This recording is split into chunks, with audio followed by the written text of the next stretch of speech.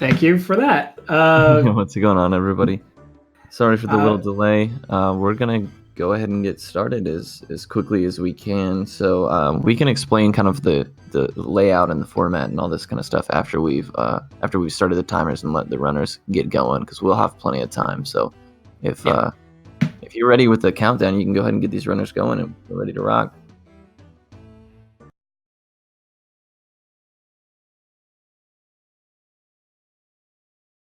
Use him. All right, the runners have been given a countdown. I should probably reset my timer, and that should start immediately. Cool, thank you. 1, go. Oh yeah, they're off. Yeah, okay, cool. They're getting started. All right. So right now we have we're going to have a best of 3 tournament, and this is going to work a little differently than you guys are probably used to. The runners are going to climb up the tower as fast as they can with an hour time limit. So they're going to get to the highest floor possible within an hour. Now, at the end of that hour, if they do reach that hour time limit, whoever is on the highest floor is going to take the win for that round. Now, there are a few rules. You can't exit the tower. You're going to have to go with completely whatever the tower is given you. Yada yada yada. But more than likely, it's going to come down to like some ultimate decision making, and you're probably not going to see that whole hour get taken up. No. But this is a tournament layout that we've had a lot of success with, and it's a lot more fun to watch. And you know, I'm sure I don't speak for myself when I say that it's more fun to commentate. But Shawnee, yeah, if you want to give yourself an introduction, man. Yeah, my name is Shawnee7188. I am one of the main mods of the Azure Dreams Discord. I was supposed to be racing, but the internet's borked. So, oh well. But yeah, basically the 5 items that the runners are going to be getting is going to be a fireball. They're going to be getting a copper sword, wooden shield, medicinal herb, and they're going to be getting an egg. It's going to be a random colored egg, but it's always going to be the same monster on the inside. After the first floor, this is a roguelike game. Everything is random after that. And everything that happens after that is on them. And yeah, they're going to have to do on-the-fly routing and play as well as they possibly can to outpace the other guy. Yeah, when he says that it's roguelike, he is no understatement. Like, these 2 runners are going to be facing completely different variables, completely different sets of circumstances, and every time you step foot into this tower, it's like that. You're going to see them pick up all kinds of things off the ground, and you know, get as much as they can in order to make it through the areas where they're going to need to lean on resources more than their ability to just fight some things. But we'll kind of cover some of that as we get to it. Shawnee, you know better than I. Kind of like some of the nuances with this familiar that you're seeing here, CUNY, as most of us refer to her as. You're going to see a couple of different strategies. I think they're probably both going to put her right behind them, and then and that's going to be that. But there are a few different things you can do with it, and it's a lot of, especially early on, is contingent on how well you're able to keep that specific character alive. Yeah, and basically, Queenie, Trash, whatever you want to call it, that little blue guy, the bird. I think Palmer, you called him the first time you streamed this game too. Yeah. He is your main source of damage, because the mixture magic that's done will give you 1.5 times your normal damage, but will also give you the elements of fire, which is good against the noises, the purple guys on these floors and stuff like that. And it will overall help you a lot. You can see on Sand Knight's side, he's versing a little green guy. It's called a Plumpa. They're water-based, so they take half damage from fire attacks. Noises will take 1.5 times damage. And then the trolls and the flames on this floor are fire-based, and they'll take neutral. So you'll see the damage fluctuate between them on that one. And until once they're done floor 5, going on to floor 6, this is the time that they're actually going to try to explore the tower more than anything else. Because after which, the game expects you to die. And expects you to die very quickly on floor 6, because everything changes to water. Yeah, when you're playing this game casually, you're absolutely intended to attempt to make the tower in one go. You're intended to, gather up some resources, use a wind crystal or whatever you want to do to get out, visit town, get some things sorted, kind of utilize some of the money and things that you might have picked up. But in this, we're pretty much getting rid of all of that safety and just saying get as high as you can, as fast as you can without dying. And, doing all those things is not necessarily that easy to do all at once. Yeah, and it's a lot harder than it seems. The players, Horza and Sand Knight, both of them are phenomenal players. Horza actually is currently in the grand finals right now of our current tournament, which is a 2v2 tournament, and Sand Knight is actually in the loser's bracket from losing to Horza, so this is a little bit of a grudge match between them as well. Yeah, I see some questions in chat about when is the cutoff. So the cutoff is going to be either when both players are dead, whoever reached the highest floor, or at the end of an hour, who is the highest. Now, if one player dies on floor 20, the other player then has within that hour time frame to get up to that floor and then go up one higher. Yeah. So if it is a tie, it's going to come down to whoever was on that floor first. Yeah, and that's kind of the speedrunning element to it. The other reason why this is the case, and we'll start talking about the gameplay soon as well. Don't worry, we're just trying to get things explained first. This is not a consistent category. If you were to try to climb from floor 1 to floor 40 on your first go, you'll probably have 1 in 20 runs to actually come close to succeeding, and probably less than that to actually succeed. So don't, if you're ever planning on running this game, don't expect success. But finishing a run in one go isn't impossible. Doing it on the first go is nigh impossible sometimes. But it's a roguelike. You can get really good stuff, or you can get really horrible stuff. Yeah, so far it looks like the live shield coming out on Horza's side is pretty favorable this early on. But to Shani's point earlier, you're just seeing Horza is just traveling the same second floor, just gathering up every resource he can. Whereas Sand Knight, it looks like he's opted to be a little bit more aggressive early on, and sometimes that benefits you, and sometimes you get everything you need really quickly, and as you travel, and there's no need to slow down. But then sometimes you hit a brick wall, and the other player who took just a little bit more time earlier on ends up gliding through some of the more difficult stages. Yeah, and Sand Knight just picked up a wand. Actually, he picked up 2 wands, a life wand and a golf wand. And to explain the little wand mechanics of this game is if you use a sword, you do, let's say, ×1 for damage. If you use a wand, you do 1.5 times your normal base damage with mixture magic, because it powers up the spells from your familiar. If you have the same element as your monster as a wand, you'll do an additional 1.5 on the 150% damage. So all of a sudden you'll be hitting like a truck. He did not get a Scarlet Wand, which is the fire elemental wand, but he did get a life wand. He'll get one every 8 points of damage he gets. It'll be 1 plus n. For those who like math and whatnot. And basically, so if he does 16 damage, he'll get 3 HP back. And HP in this game is really, really valuable, probably more so than other RPGs, because if your character dies in another RPG, you just Phoenix down them, they're fine. If Ko dies, or if Queenie or Trash or whatever you want to name him, I tend to hate the little balloon guy for the record, that's why. If he dies, you are screwed, and you have to avoid pretty much everything in the tower. And if you had to find a very rare drop in order to revive your familiar. So, Sand Knight is actually in a little bit better predicament when it comes to that, but Horza, I think, actually has a decent sword on him, and he also has better defense overall with that live shield. Yeah, and Horza is definitely taking the slower and steadier approach, being he's actually a level than the actual floor he's on, which is pretty rare that you maintain your floor is your character level. Usually, as you can see on Sand Knight's, the floor is already a bit higher than his character is himself, and that starts to make a pretty big difference, especially when like HP total is a huge resource. There's a lot of things in the game that, like, certain traps can poison you. Enemies can put status effects on you, so like going into something and then receiving a negative status effect or hitting a trap or something like that with a low amount of HP on you is sometimes it's not even up to you. Sometimes you step on a trap and it locks you in place just long enough for a monster to come and seal the deal. Yep. And these players, without getting trap loops or anything to that effect, they have no idea. But it's a really interesting dynamic because you'll see like different play styles kind of be flushed out.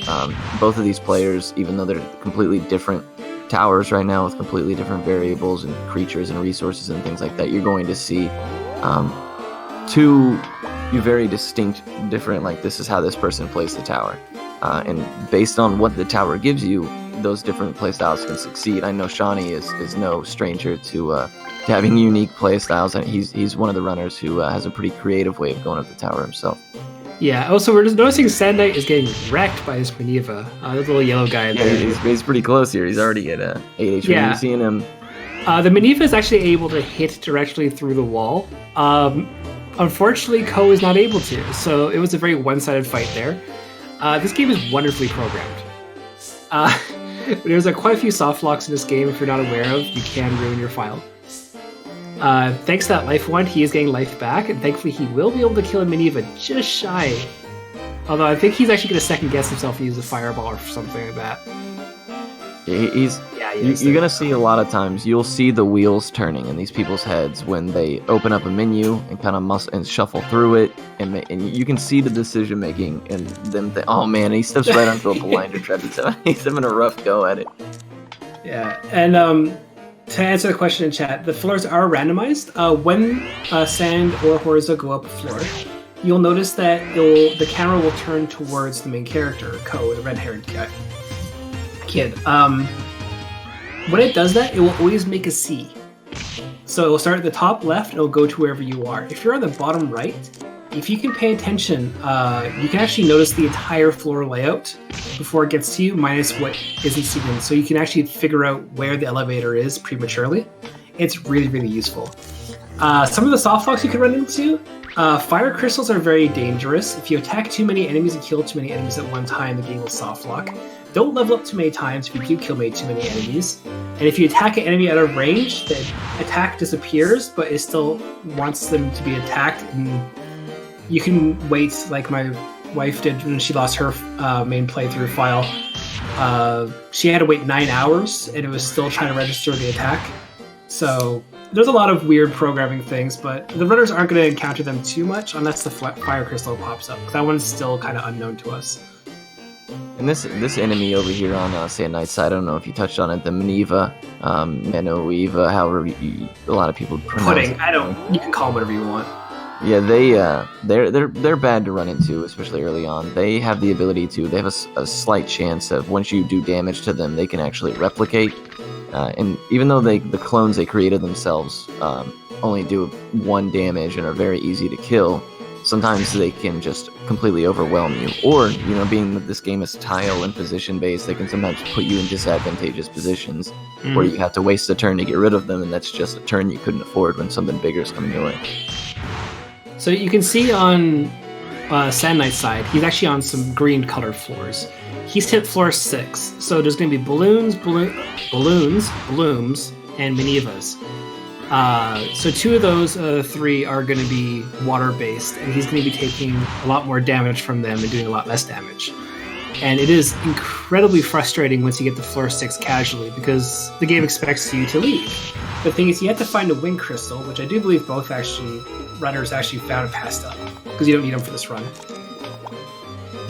But because of that, you're supposed to leave, get stronger, and when you leave and come back, your monster stays the same level that he was in the tower, but you get reset to level 1. So therefore, you build up your monsters more and more, and eventually you get up to higher floors. Yes, Horza is doing AI 1. I'll explain that in a second. But this game intends you to die. It gives you the same 5 items and expects you to get up a couple floors, die. You don't really lose too much. It's all really basic stuff to find. Again, what they're doing is definitely not intended. AI 1, very briefly, is you can set your enemy. You can set the allies' AI, or artificial intelligence, to 1 to 5. 5 means he goes ballistic and uses all his skills and everything. It's not helpful at all to ever use it. 4, he'll always attack directly, but he'll run towards enemies, and he'll tend to get hit first.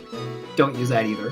3 is mixture magic. You'll see that. That's what they're doing in why it's using Flame Sword a bunch of times.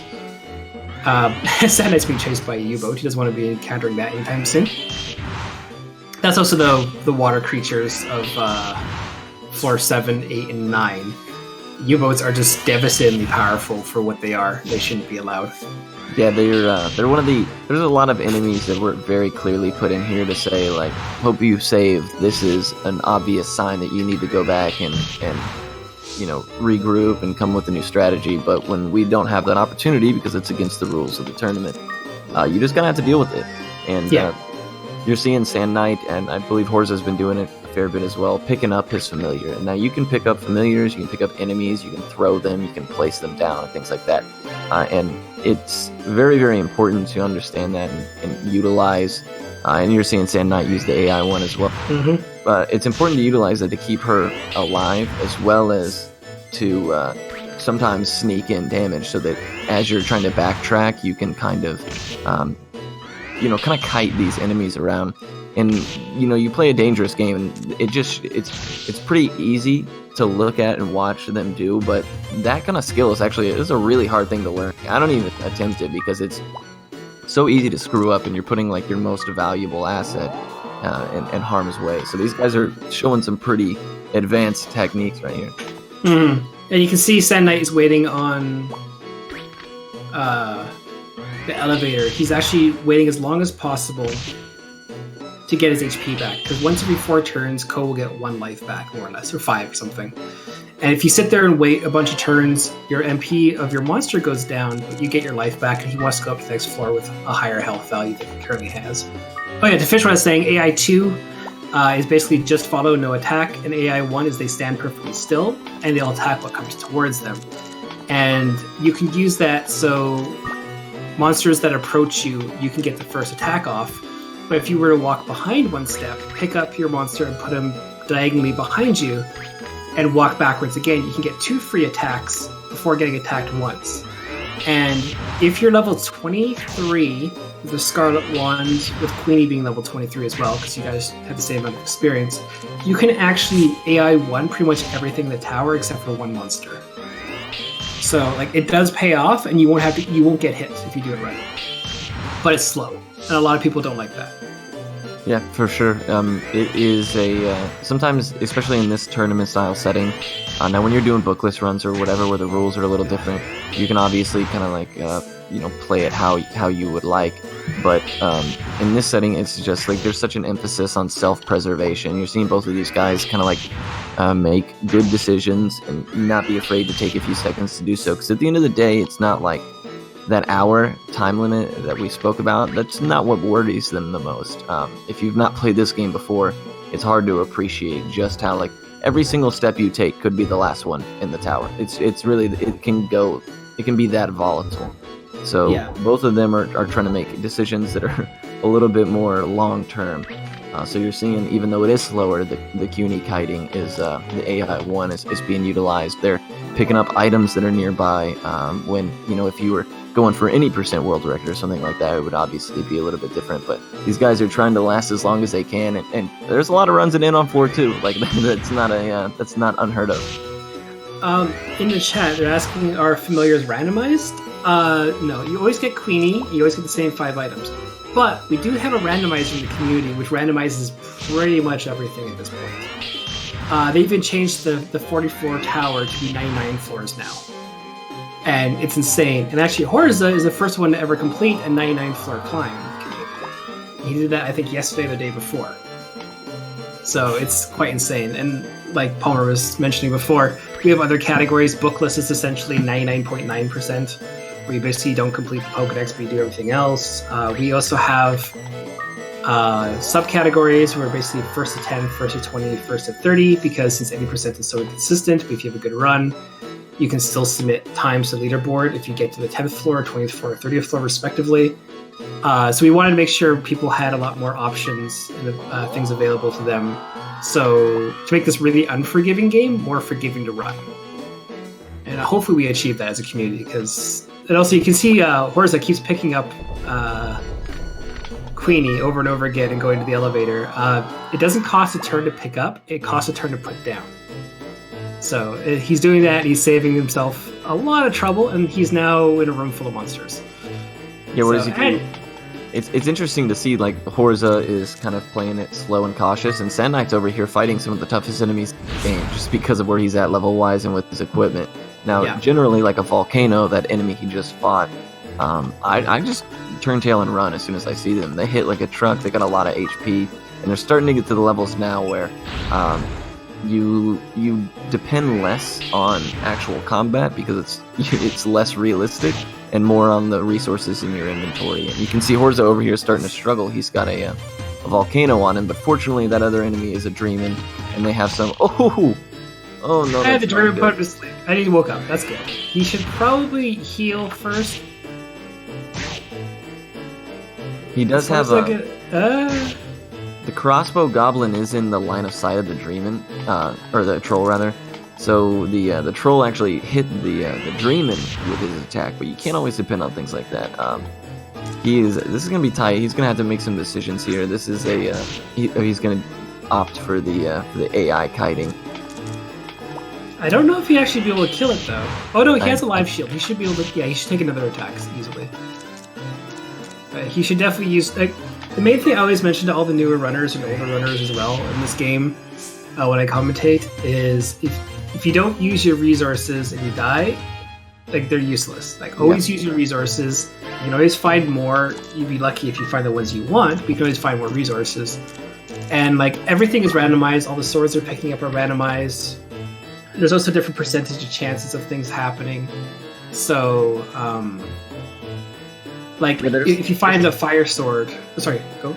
No, I mean, like, to your point, man, you can, like, the only, as far as I'm aware, the only, like, damaged item that you'll pick up is the one you pick up in the tutorial floor. It's that fire orb, and it always has 5 charges. But you can pick up a binding ball that will paralyze an enemy, and not only can that paralyze not last a single turn, or like 1 turn, so it does nothing basically, but it can also only have 1 use on it, or 2 uses on it, and then sometimes it can have a whole bunch.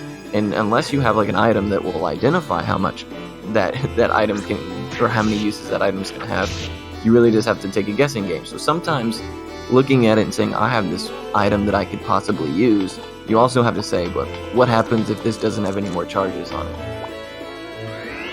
Yeah, and the thing is, when items are green, they're unidentified. If you equip them, like swords and shields, there's actually a 1/8% chance that they are cursed. It's a wonderful high chance, because in bookless runs you want money.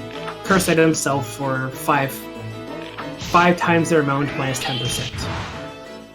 So that's really good for the bookless runs, but for an 80% run, you don't want a cursed Scarlet Wand. You don't want a cursed Diamond Shield. Well, Diamond Shield's still nice no matter what. And also, there's also rust traps. So if you have things made of metal, like steel and stuff like that, not diamond, if you step on a rust trap, you get -1 to your items. And it is very, very frustrating to have a really good sword eventually get turned into nothing. And Sand Knight encountered a Griffin. If it uses Rise, see how strong it is. Oh, good, it is using Rise. There it goes. Yeah, they're very trigger happy. So that does 23 damage. He has 55 life. That itself is just stupid. The amount of strength it has. And they can do that from a distance. It's if I'm not mistaken, that's not. They can hit you across the entire room. It doesn't matter. In hallways, they'll try to do it relatively when they're like right next to you, because that's just the way it's programmed. But yeah, every I got that wrong. Every 14 turns. Sorry. For the health recovery in the chat. Thank you, Bo3. Yeah, 1 HP every 14, which is why, like I think Shawnee mentioned it earlier, you'll see these runners get to the elevator to go up to the next floor, and then they'll just sit there and pass their turns until they can basically farm their HP back up, which is a good strategy if you can get away with it, as opposed to immediately going to the next floor and trying to get your HP there. Sometimes you get put into some situations that are less than favorable as soon as you land. Yeah. Also, just as a point of to illustrate something, they went from floors 1 through 9 very quickly. Floor 10 and floor 11 respectively, for both of them. They've been on these floors forever, comparatively. This is unfortunately just how the speedrun is. We're not supposed to be doing this. They are not well equipped for this. They don't have the equipment that can block the damage of these monsters. Truthfully, no one ever does by the higher floors as well, because by floor 20 to 30, you're going to get 2-shot no matter what you do. But yeah, it took them like 5-6 minutes to get through one floor. And if they spawn in the elevator room, they can go up the next floor immediately. But they're going to be wanting to get to floor 16 for safety. 15 is a relatively safe floor, but it still relatively hurts. But floor 16 is when the water creatures disappear, and they can worry just about worry about just about like getting some levels back because they're trying to skip as much as possible. Sand Knight found the blue collar. If he hatches the second egg in the tower, he can fuse that egg with Queenie to give it a second ability or a different spell or whatever. There's a bunch of weird mechanics in this game which you won't see too much of, but basically, long and short of it, every monster in the game has an innate skill. Like those little hoppy guys, the little dreamins, they're sleep proof. So if you fuse Queenie with that, he'll get a second spell, which is really useless, truthfully. And he'll also have sleep proof, so he can never be put to sleep. Volcanoes don't do anything. All they do is poop rocks, so don't fuse them. And a lot of monsters also have hidden spells. If you fuse two monsters that don't have spells together, they'll unlock a hidden spell after the fusion. So volcanoes will get breath. Yes, breath or sled, one of the two. Either way, they'll get a fire spell that they can use at a distance and support you with mixture magic. But they're not very good monsters to begin with. Yeah, and the blue collar is always on floor 12. Yeah. And you know sometimes the players you're gonna see these run actively search for it because it does add a decent bonus. But eggs are I don't think a resource that I don't believe have touched on yet. No, we haven't. They're bittersweet to utilize. You can hatch them, which takes a lot of turns usually to hatch, which is obviously not super safe. But at the same time, the enemies the familiars that come out of those eggs can be either really good or really terrible and somewhere in between. Alternatively, you can use the egg and throw it at an enemy, and whatever was inside that egg will then hatch, do some kind of attack to an enemy, and then disappear. So it's such a versatile resource that it's really hard to justify sometimes spending the time to hatch it to then fuse it with Cuny, because you don't know what's in it, and unless you have a way to identify that with the truth glass, then you're gonna have Horza got hit by a warp trap. That's rough. Yeah. So what happened there is there's traps all over. There's a poison trap, a warp trap, a slam trap, a bomb trap, a sleep trap, a confusion trap, and a prison trap. A warp trap does what it says the name on the tin. It will warp you to someone, and Sandy's dead. Okay, cool. I could have finished description before that happened, and a confusion trap. So Horus is having a great time right now. Yeah, and you could actually end up in rooms that are trap rooms, where like almost every step you take is a different trap. And Sand Knight's actually sleeping right in front of the elevator right now too. Oh man. So he also might lose Queenie if he's not careful. Yeah, so Horza lost Cuny. Sand Knight managed to make a pretty good play there, pick up the familiar and make it to the elevator and split immediately. Sometimes you don't even, it's just about like going up one floor and then you'll deal with whatever is on the other side when you get there. Yeah, and what I was going to say is with Warp Trap, it can warp you one tile away from where you hit the Warp Trap or the other side. It picks one random tile and it warps you to, or warps you familiar. Sometimes it doesn't work. You can see on Sand Knight's side, he used the Ice Rock Ball, 200 HP. It will slow down your game a lot because it has to register the attack every single time as you walk away. But you can, all the enemies get aggroed towards it, so it's really useful. And you're going to see an immediate shift in the way that Horza's playing. There is something to be said to fighting and killing things without the familiar, because up until this point, he's been getting split EXP between his familiar and his actual character. Now you'll get full EXP, so obviously a lot more for everything that you kill by yourself. Now, obviously that's immensely more difficult to do.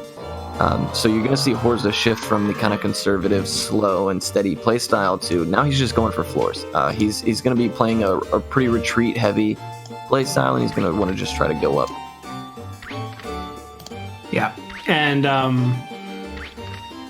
this is he's on floor 16. He has a good chance of finding a monster called Balrog. If you throw an item into a Balrog, he will Curse Steel Sword. Ooh, that's rough. Yeah, you're stuck with that for a while now. Unless he has a Decurse Scroll and a red sand, he can't really repair that. But if he finds a Balrog and throws an item into it, we don't want to deal with that either. It will spit out a random other item, and it doesn't care about odds and chances, it'll just spit it out. So you can find stuff like a Roche Fruit, which if you chuck towards an enemy, it will turn into an egg that you can hatch yourself. So if you want that when you're playing casually, because you can go and basically pick whatever monster you want from a tower as long as you can get there. Horus is going to be using the Mahel Seed to give himself 2 chances to pick up the enemy, which he did on the first try. That's a go up trap. Okay, so no more Balrog potential for him until. Yikes, that hurts. Sometimes it's like the greatest trap to ever see, and sometimes it's just the worst. But immediately into another elevator, sweating it too much. Vandal Hearts. If that was made by Konami, then yes. I don't know that game off the top of my head. Hey, it's my wonderful Picket. Oh, a Picket. Shawnee, you want to talk a little bit about Pickets? I know they're near and dear to you. Yeah, so basically everyone in the community hates them except me. I made a coin-operated bazooka. There's a YouTube video of that and how I explain how to use that, so I won't get too much detail. Basically, they steal items and they move twice for every 1 move you do, because this is a turn-based game. Despite, like, you can see them stop and think every now and then, but they will be trying a lot of times to go first time and everything like that. Or, not first time. They will try their best. But when it comes to it, Sandknight's not in a good position. Yeah, you go Olean Fruit. The Manivas on floor 16 are actually really, really strong for some reason.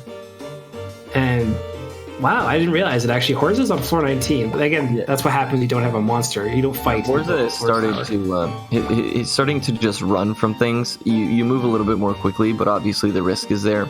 Now, Pickets, as Shadi was mentioning, they... You know, in a run that's so resource driven and like you need every good item that you have for something to come and steal something and then take off, like you can then hunt them down and try to kill them from a distance to get that item back. But you know, it's a slow process, and unless you have some kind of ranged ability or an item that's gonna deal with that, sometimes it's not worth it. But man, they are one of the most annoying and frustrating things to run into, especially in a setting like this where you need absolutely everything you have.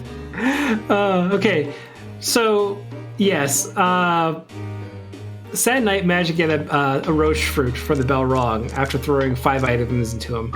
So that means if you were to throw that Roche Fruit into any monster except Queenie, it will turn into an egg.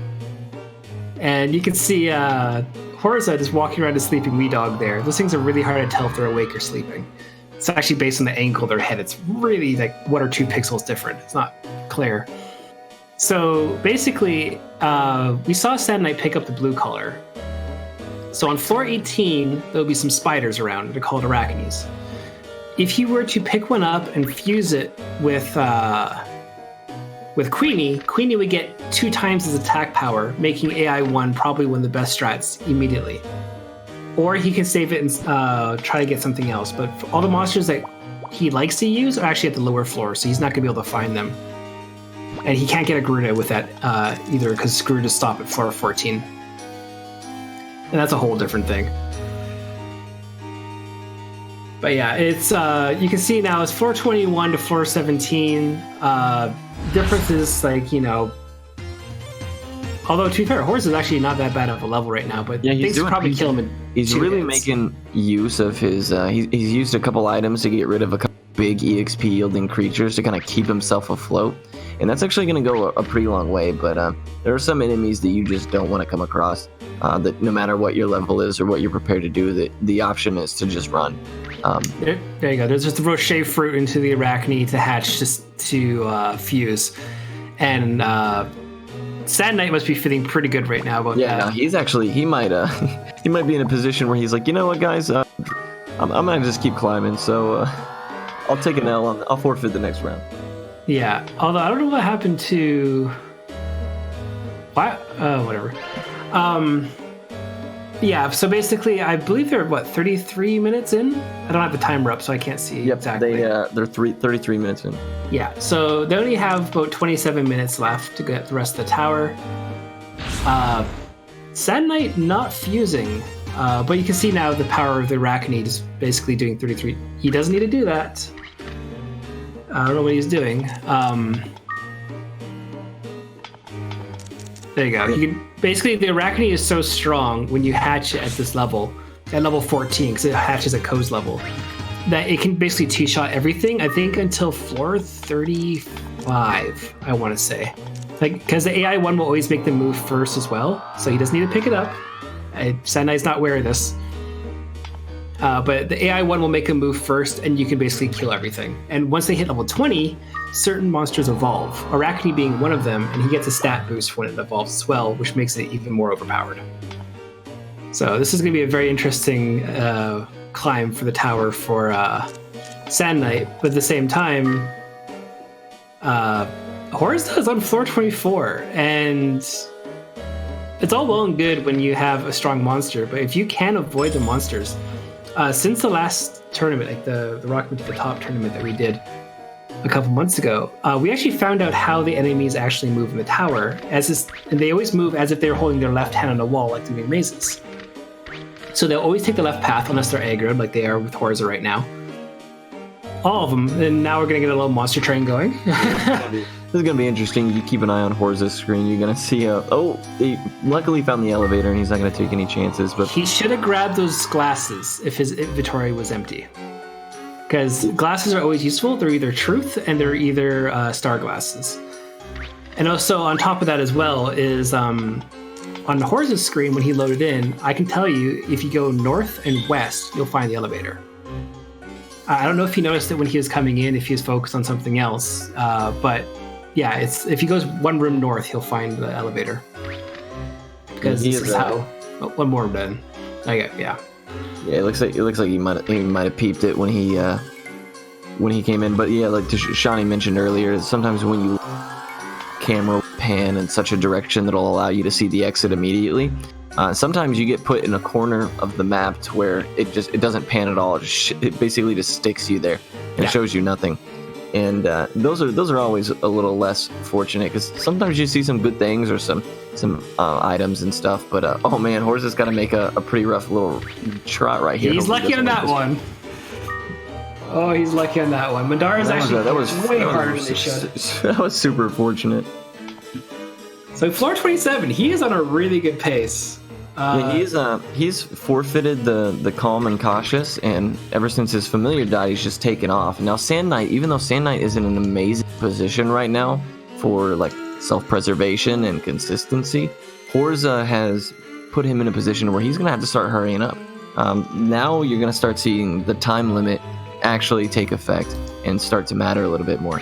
Because as we get closer and closer, Sand Knight's going to have to play a little bit more risky in order to make up those few floors, even though he's in a position where he can deal with things a little bit more favorably.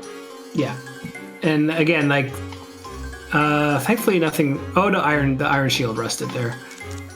Although Horza is actually doing a great job in using everything available to him. Like, let me check the leaderboard here. Yeah, if he gets one more floor, he's going to have about 8-minute PB. Oh, and it's right next to him.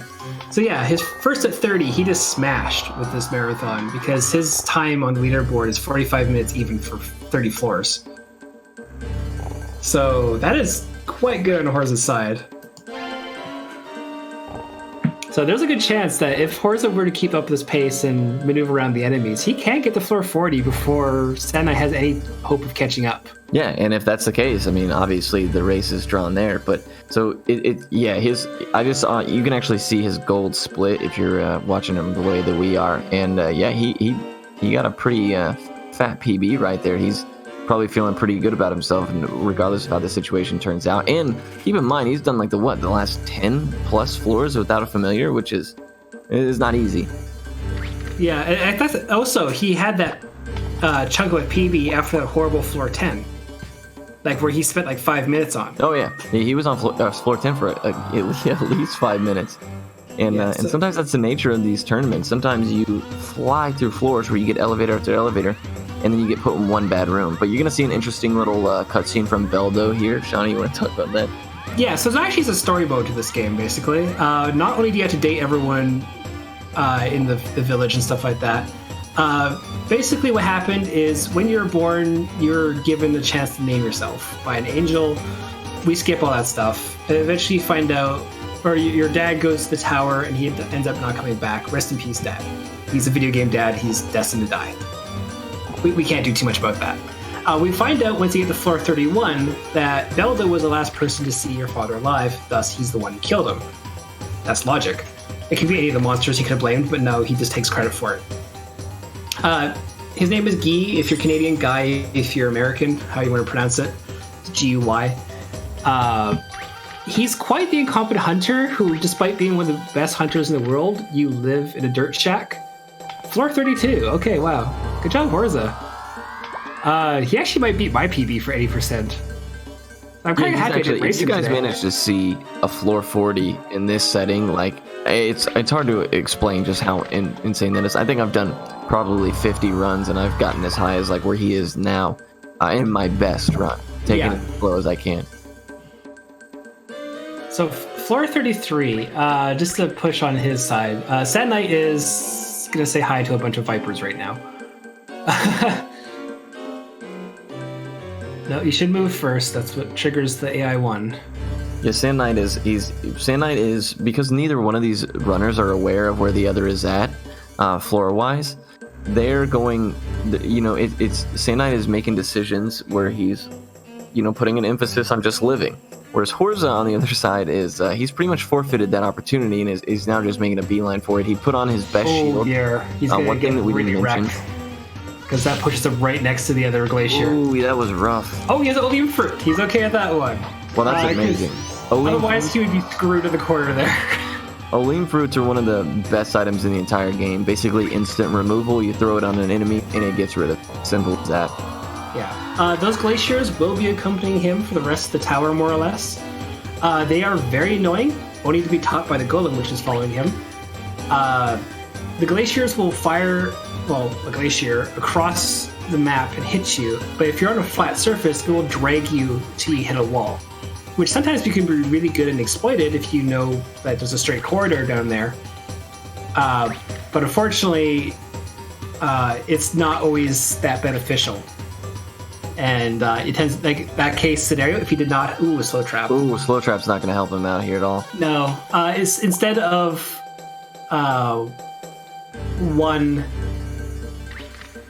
every one movement equal one high, he should have a fireball still, bad. right? Yeah, he does. A rough situation.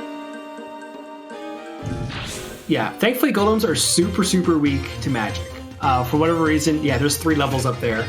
Yeah, that's a huge amount of EXP. Yeah, they are super susceptible to fire. Fortunately, Horza, as you saw, had identified the amount of had.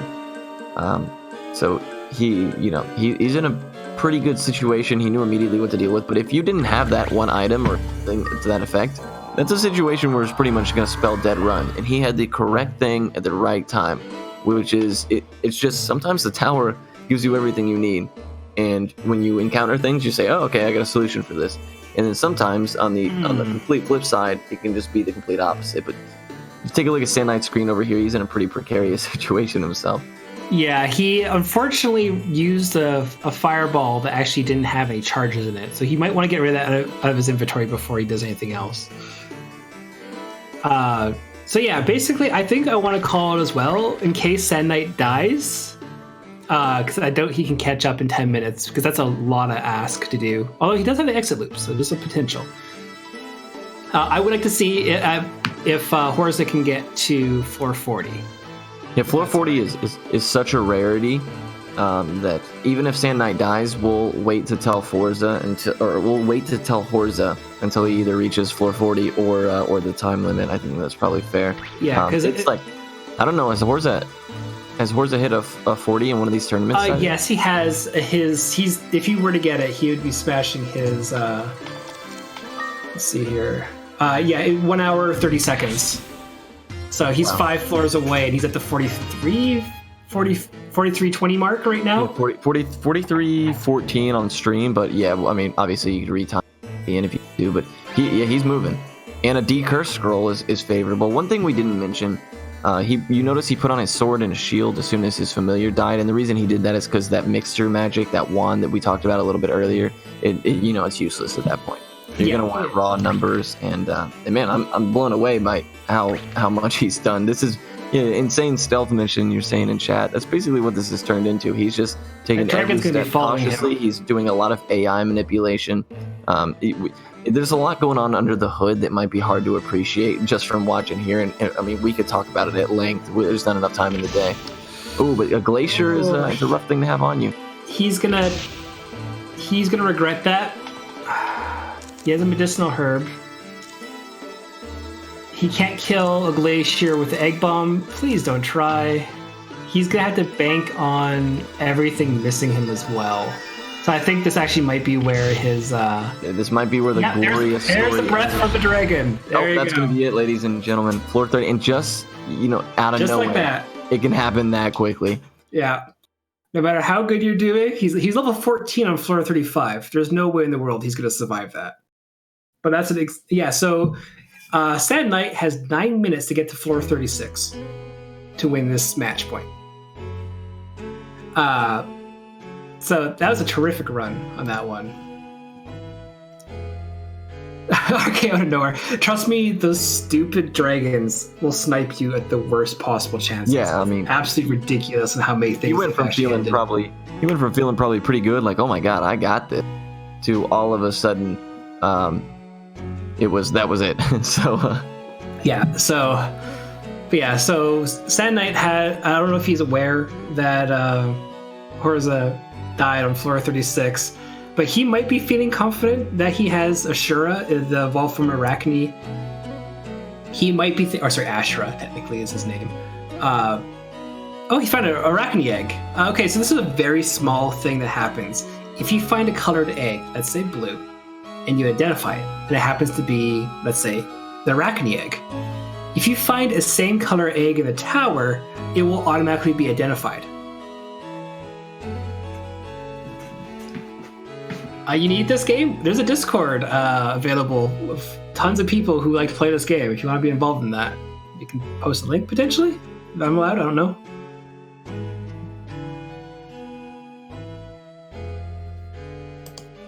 Yeah, and that you guys are seeing, like, just some of the people in chat have mentioned this game and just how interesting it is, dude. It is it's awesome, and right now you're seeing pretty much as good as it gets. You got one runner, two incredibly talented runners, one on one side playing completely risky, as fast and loose as he possibly can, because he has no familiar, and then on the other side you got the slow, steady, kind of basically just waiting for the other person to die so that you can know what floor you need to get to. And now Sad Knight, knowing that Horza he's been told that Horza died at floor 35, he's probably making a decision right now on the fact that he needs to speed up a little bit, and you're gonna probably start seeing him play a little bit more risky as well, because he's got a lot of floors to climb in a little under 15 minutes.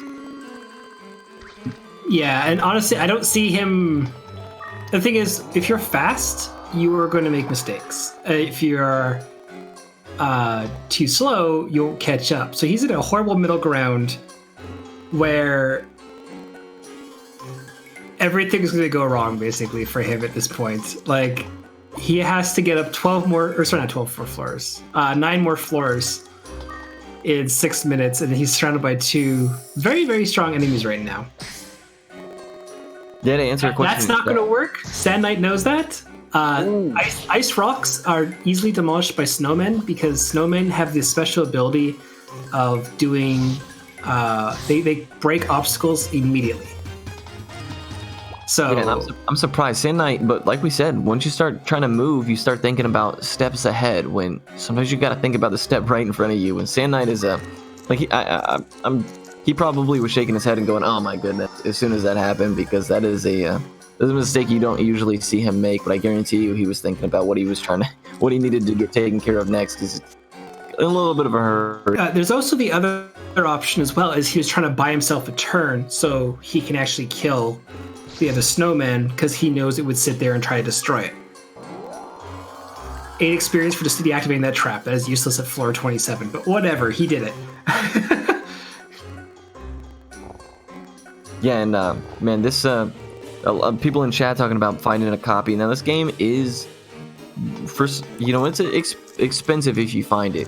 The community and Shawnee and Sad Knight and some others can speak a little bit more in tune than I can about what they allow, but they do allow emulators and things like that in the races. So if you want to join their Discord, Sonny just posted a link in chat. That is the Azure Dreams Discord. They do a lot of tournaments and things like this. You guys should absolutely check it out. It's on the it is all the rules and things like that you can find there, so definitely go catch that. But yeah, we're always more than happy to welcome new runners. Even if you're just a fan of Azure Dreams, you don't want to run the game, come chat about it. Like, we're pretty casual about things. You don't have to be a speedrunner to be part of the Discord. Ooh, okay. He's lucky the prison trap did not activate. That would have been... Well, I guess he hasn't been Eva. There's a globe trap. All right.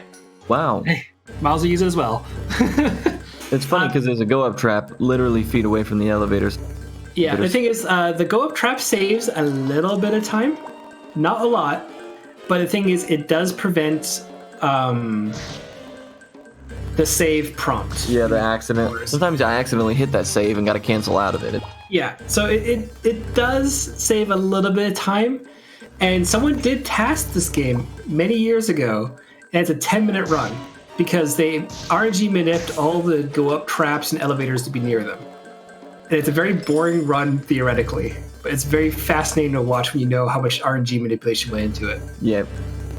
We really can't do justice to the amount of decision making that's happening in an instant in these runners' heads, and to the amount of RNG. And like when you see something walk onto the screen, a decision has to be made. And a task in a situation like that where those kind of variables and that guesswork is taken out, it's a completely different game. So if you're interested, to Shawnee's point, absolutely go check it out. But it might even make you feel a little bad over how long it took you to do certain things in this game and when you played as a kid or casually or whatever. Yeah. Oh, so sorry, I was looking at the wrong timer because I'm looking at Sunday's timer. We are at 50 minutes and 40 seconds. Yeah, I was looking at the wrong timer initially. So yeah, there's still quite a bit of time for him to get the last 6 floors, but he has to still push it more than probably he's more comfortable with. But this is an insanely tight race. To get to this high is rare. So you guys are seeing something that we don't see very often. A lot of runs die in the 10 to 20 range because Shawnee was mentioning earlier, you got a different type of enemy that comes in at around the floor 6. And that can create a whole lot of issues and a whole lot of slowdown. But to see, it just speaks to how good both of these runners are right now. Getting to this floor, riding the time limit all the way out, it's pretty incredible. It's rare. See, my only hope is Sand Knight knows he doesn't have 2 minutes left, that he actually has 9 minutes left. He's not basing it on his own timer. No, I don't believe he is.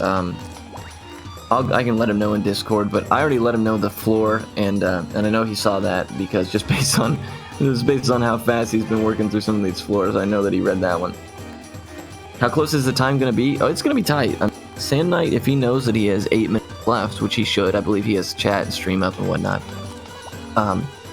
he's going to have to make it 5 floors in order to win. The elevator's in that room as well, so he's in a good position. Sorry, pardon? He is. He's in good. Man, it's going to be tight. Very rarely do we see them make use of the entire hour estimate, and right now it's looking like a really close race. I always enjoy commentating these because it's fun to watch. He's got still a lot of pretty decent resources in his inventory and too. And Starglass is on the ground there. Starglass is huge. Just to be safe. Items. Sorry for interrupting you. Just to be safe, I will let him know that he does have time left. I will hop into the channel and read the audio quickly. Yeah, please. Yeah, so basically, also we didn't talk about height advantages because being able to there's that breath. Oh, they're super happy about firing across the room. You gotta be really careful about the dragons, and they take 2 hits. There you go. So basically, if you're 1 tile below or 1 tile above a monster, your damage will change by roughly 30% or 25 to 30%. So if you're doing, again, just we'll say 10 damage, you'll do 13 damage when you're higher up. That little bit of extra damage can really make the hugest difference. Because the last time Aran attacked the dragon, when he was 1 up, he did 71 damage. Now he did 60. So when Arash is going to be a little bit different because it's Ashura is going to be pretty crazy because it's so strong. But if you have like Queenie or Mixture Magic, you have to make sure you know as much as possible. Baldwin, part of our community, actually made an entire... Uh-oh. Oh, they're going to attack each other. They're Double idiots. Berserk Tyrants? They're idiots. That just wastes your time more than anything. Yeah. They will attack whatever's closest to them. They they saw each other and they fell in love and they started attacking each other. Like they're just dumb. Oh wow, an immediate elevator. Yeah, he's just taking the hit going really up. Good position to make it to floor 36. He can probably make it to floor 40. You might within the dude. This is crazy. Yeah, this is not normal. Like I said, when we started this run, getting up to floor 40 is very inconsistent. This makes all the difference when you have one more floor as of 36. Yes. So he just got up to floor 35. So he has to find the elevator here. He wins, and maybe we let him go up to floor 40 if he can. We still got 5 minutes left in the timer, so if he wants to try to make the mad dash, he's in a really good position to do so. Yeah, because we might let him finish this one out, but to even bring in a conversation where we might have had the opportunity to let both runners ride it out to 40, that's crazy. Yeah. Use that flame, because golems are very, very aggravating. So they die very quickly to the fire damage. They are extremely, extremely physically defensive to the point where you really can't harm them at all. Also, if you don't have something fire related to get rid of them, don't even try. You should probably be running at that point. And the thing is, if you are in a straight line of them, they can hit 8 spaces away. Because they can fire off their hand, and there you go. There it is. Match point for Fireball, so that's actually really good. Huge. So Sand Knight is now the winner of this race, of the best. So he takes round 1, but we're gonna actually let him go for the remainder of the time, hour limit, to see if he can tackle these last 4 floors. Yeah, he's not even close to his PB for the record. Like Sand Knight's PB is 54 minutes, so he's already past that. The craziest time for no Garuda assisted runs is the Darcis, who got to floor 40 under the new timing rules at 39 minutes, which is stupid. Hey, a bell rung, floor 36. Actually, the whole reason Sand Knight won this point is because he actually got that Rocher fruit from the bell rung, which is there's another bell rung. Why is there so many of them? Also, they hurt like a truck. You shouldn't really screw around with them. Yeah, this is you're seeing now that he's in a position where he has such a strong familiar. On top of the resources, he's starting to scoot around, picks a couple things up. It is rare that you're in such a favorable position to deal with. Like, a lot of these enemies that you're seeing here are meant to, like, once you see them, you're dead. Which is why he's getting multiple levels when he kills them. Yeah, and the thing is, I did a New Game Plus run of this game, and I got to floor 40 at level 1. Because there's certain monsters in this game which are straight up broken for their abilities. Garuda is the one that's most well known for people who watch the runs and stuff like that. Seemingly. Sand Knight is actually very confused in this floor. He can't seemingly find the elevator. Yeah, there are some times when, when you're looking at your mini map and you see a dot, where they can actually be standing on the elevator. So you look at your mini map, you see that red glowing dot, and you ignore it. And if you're not paying really close attention, you can miss that and misread it and travel the whole floor before realizing that, oh man, you were already there. Yeah, there's that glacier ability that's coming in effect right now. Oh, that's going to be a super pain. It's going to be really hard to get through here. Yeah, he's going to have to... Yeah, there you go. Approach the golem. Left side's working on the waifus? No, he's just messing around, basically. You can see his... Oh, there we go. Going up to floor 37. Oh, he missed that spell ball beside him there. He just immediately went up. That may have been able to help him. Hi, it's a maximum. Those things hurt. Best waifu, water crystal. Yeah, this is he has all the spells in the world, so he's very lucky. He has like everything he needs. If he scoots, he can make it within an hour. But we'll let him keep going. It shouldn't take much longer than that, because the second third round, regardless of what we're at as far as our estimate and all that kind of thing, we can make the third round really, really interesting by making it a little harder on them. So less worried about that and more interested in seeing just how. And the next round could end in 10 minutes. Like sometimes that happens as well. There was one match, seeded match that happened during our tournament setup for our current 2v2 tournament that's going on. And it was stupid, but 3 of the runners, I'm not going to name names because that's not fair, they all died on floor 2. Yeah, that was actually that was my race. Yes, your partner and your opponents. It was ridiculous. I've never seen it before, but I was there in the room, and I watched all of them die in different circumstances, and it was phenomenal. Yeah, and then I got to floor 3, and they said, "All right, you're good, you win." And I said, "Wait, what?" Like, this game is so stupid.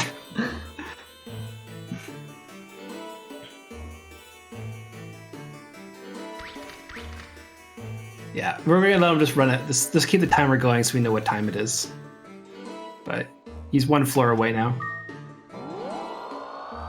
Yeah, he's on floor 39 right now. It'd be very unfair. We'll be totally fine on estimate.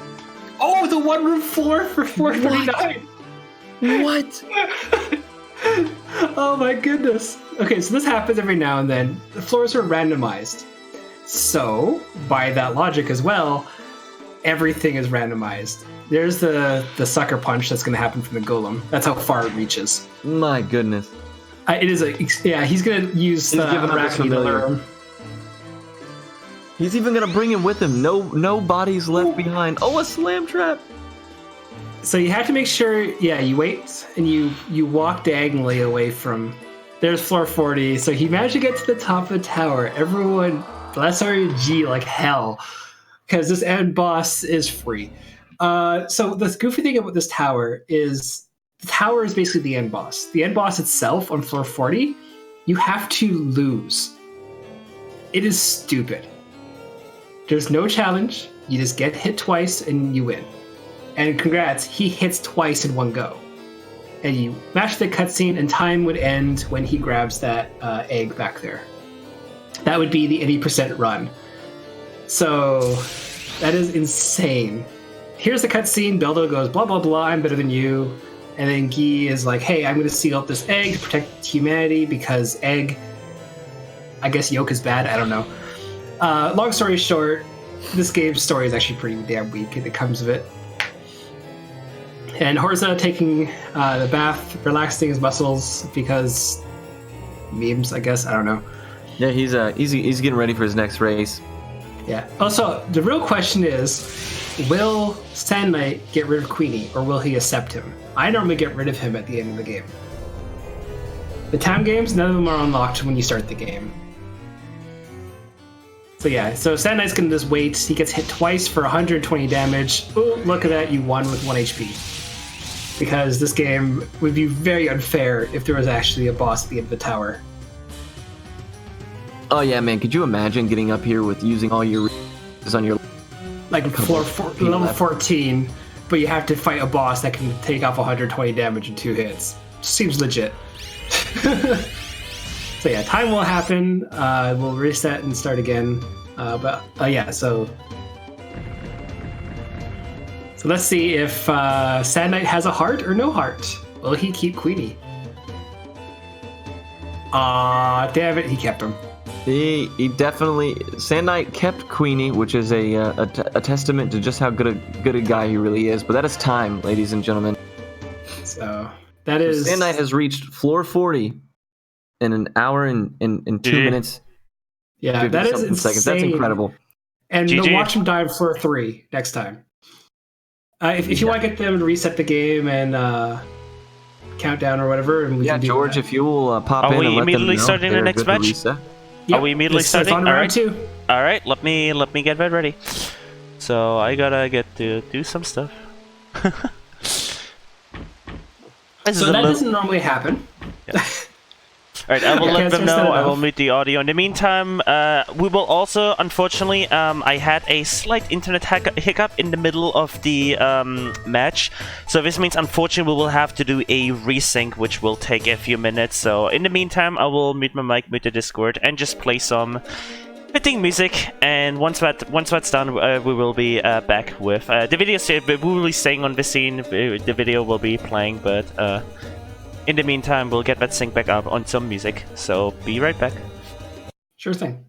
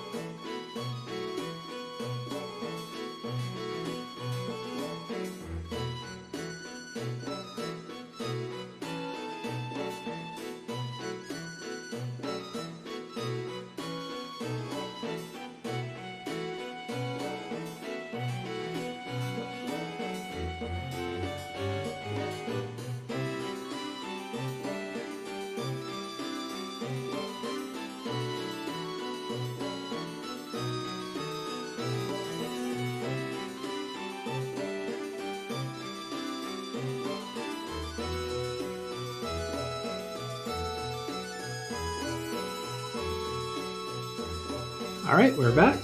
What is going on, guys? Sorry for that brief delay, but it is an online marathon, and online things happen. Yep.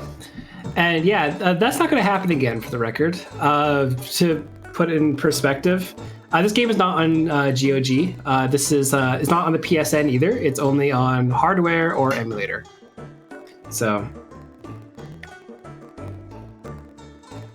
Oh, no, go ahead, man. Whenever you're ready for it. No, I didn't even have my mic on, so I was trying to make you not react to that, and I just forgot. So yeah, I was just trying to I was saying that both the players are an emulator. So for the record. Yeah.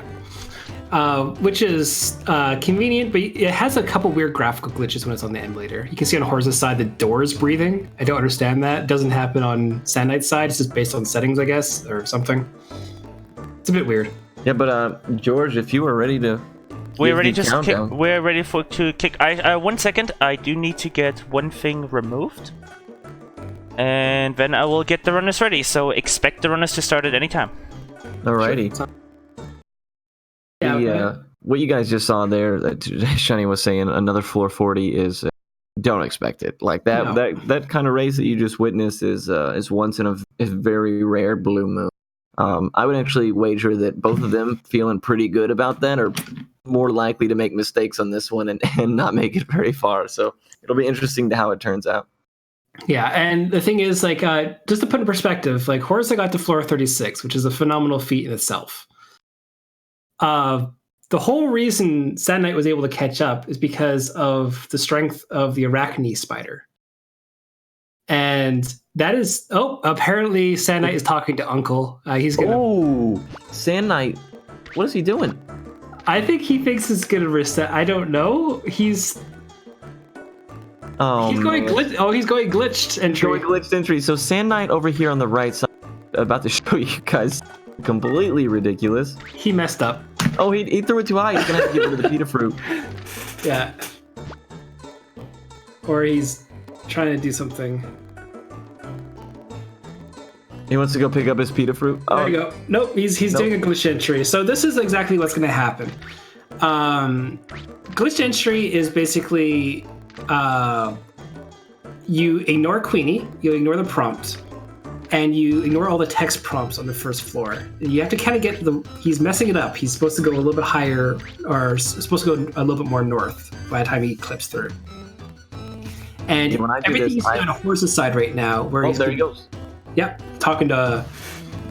He's going to be talking to Queenie throughout the entire floor. Sand Knight is going to be able to run through and grab all the items because you can see Queenie there on the ground there, as old games tend to load things in where they're supposed to be. Yeah, this is what you're going to see here is going to be ridiculous. He's making this infinitely hard on himself just for the entertainment purposes of you guys. So you're going to see how long, like, it took him a while to get that done, but he's going to blow past Horza on this first floor just because you don't have CUNY.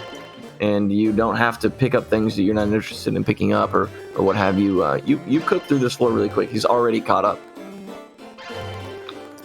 Exactly. And I think this is also his way of making sure, since he went a little bit over estimate for the 1 hour mark, he might be doing this to kind of push it back down again. Yeah, this is his tip of the hat for all of us willing and waiting for him to hit floor 40. There you go. He's already done floor 1. Already. Like a 2-minute mark after having that thing. So, yeah, Sand Knight actually is the one who revived the speedrunning community for Azure Dreams. He's the whole reason I got into it, and then he asked if you want to join a tournament. I'm like, sure, why not? Yeah, he reached out to me and asked, "Hey man, you want to play this game you never played before? We're having a tournament." I sure, and now I grind it out every now and then and take part in all the tournaments because it's a blast. And, I saw a lot of people talking about they might be interested in picking this game up. The Discord that got posted earlier, check it out, man. They do tournaments all the time. They actually have one ongoing where both of these runners, I believe, are currently still in it. Yes. Horza actually knocked Sand Knight and his teammate down to the loser's bracket. So this is, again, semi-grudge match between them. There was a lot of smack talking going on after Sand Knight managed to get knocked down to the loser's bracket, and they're kind of waiting a few weeks to get caught up into the loser's bracket and whatnot.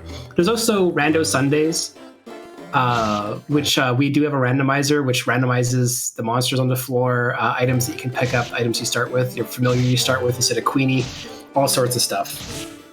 And why you never, also, just to explain for anyone who's in, this is Azure Dreams, 1997 roguelike game.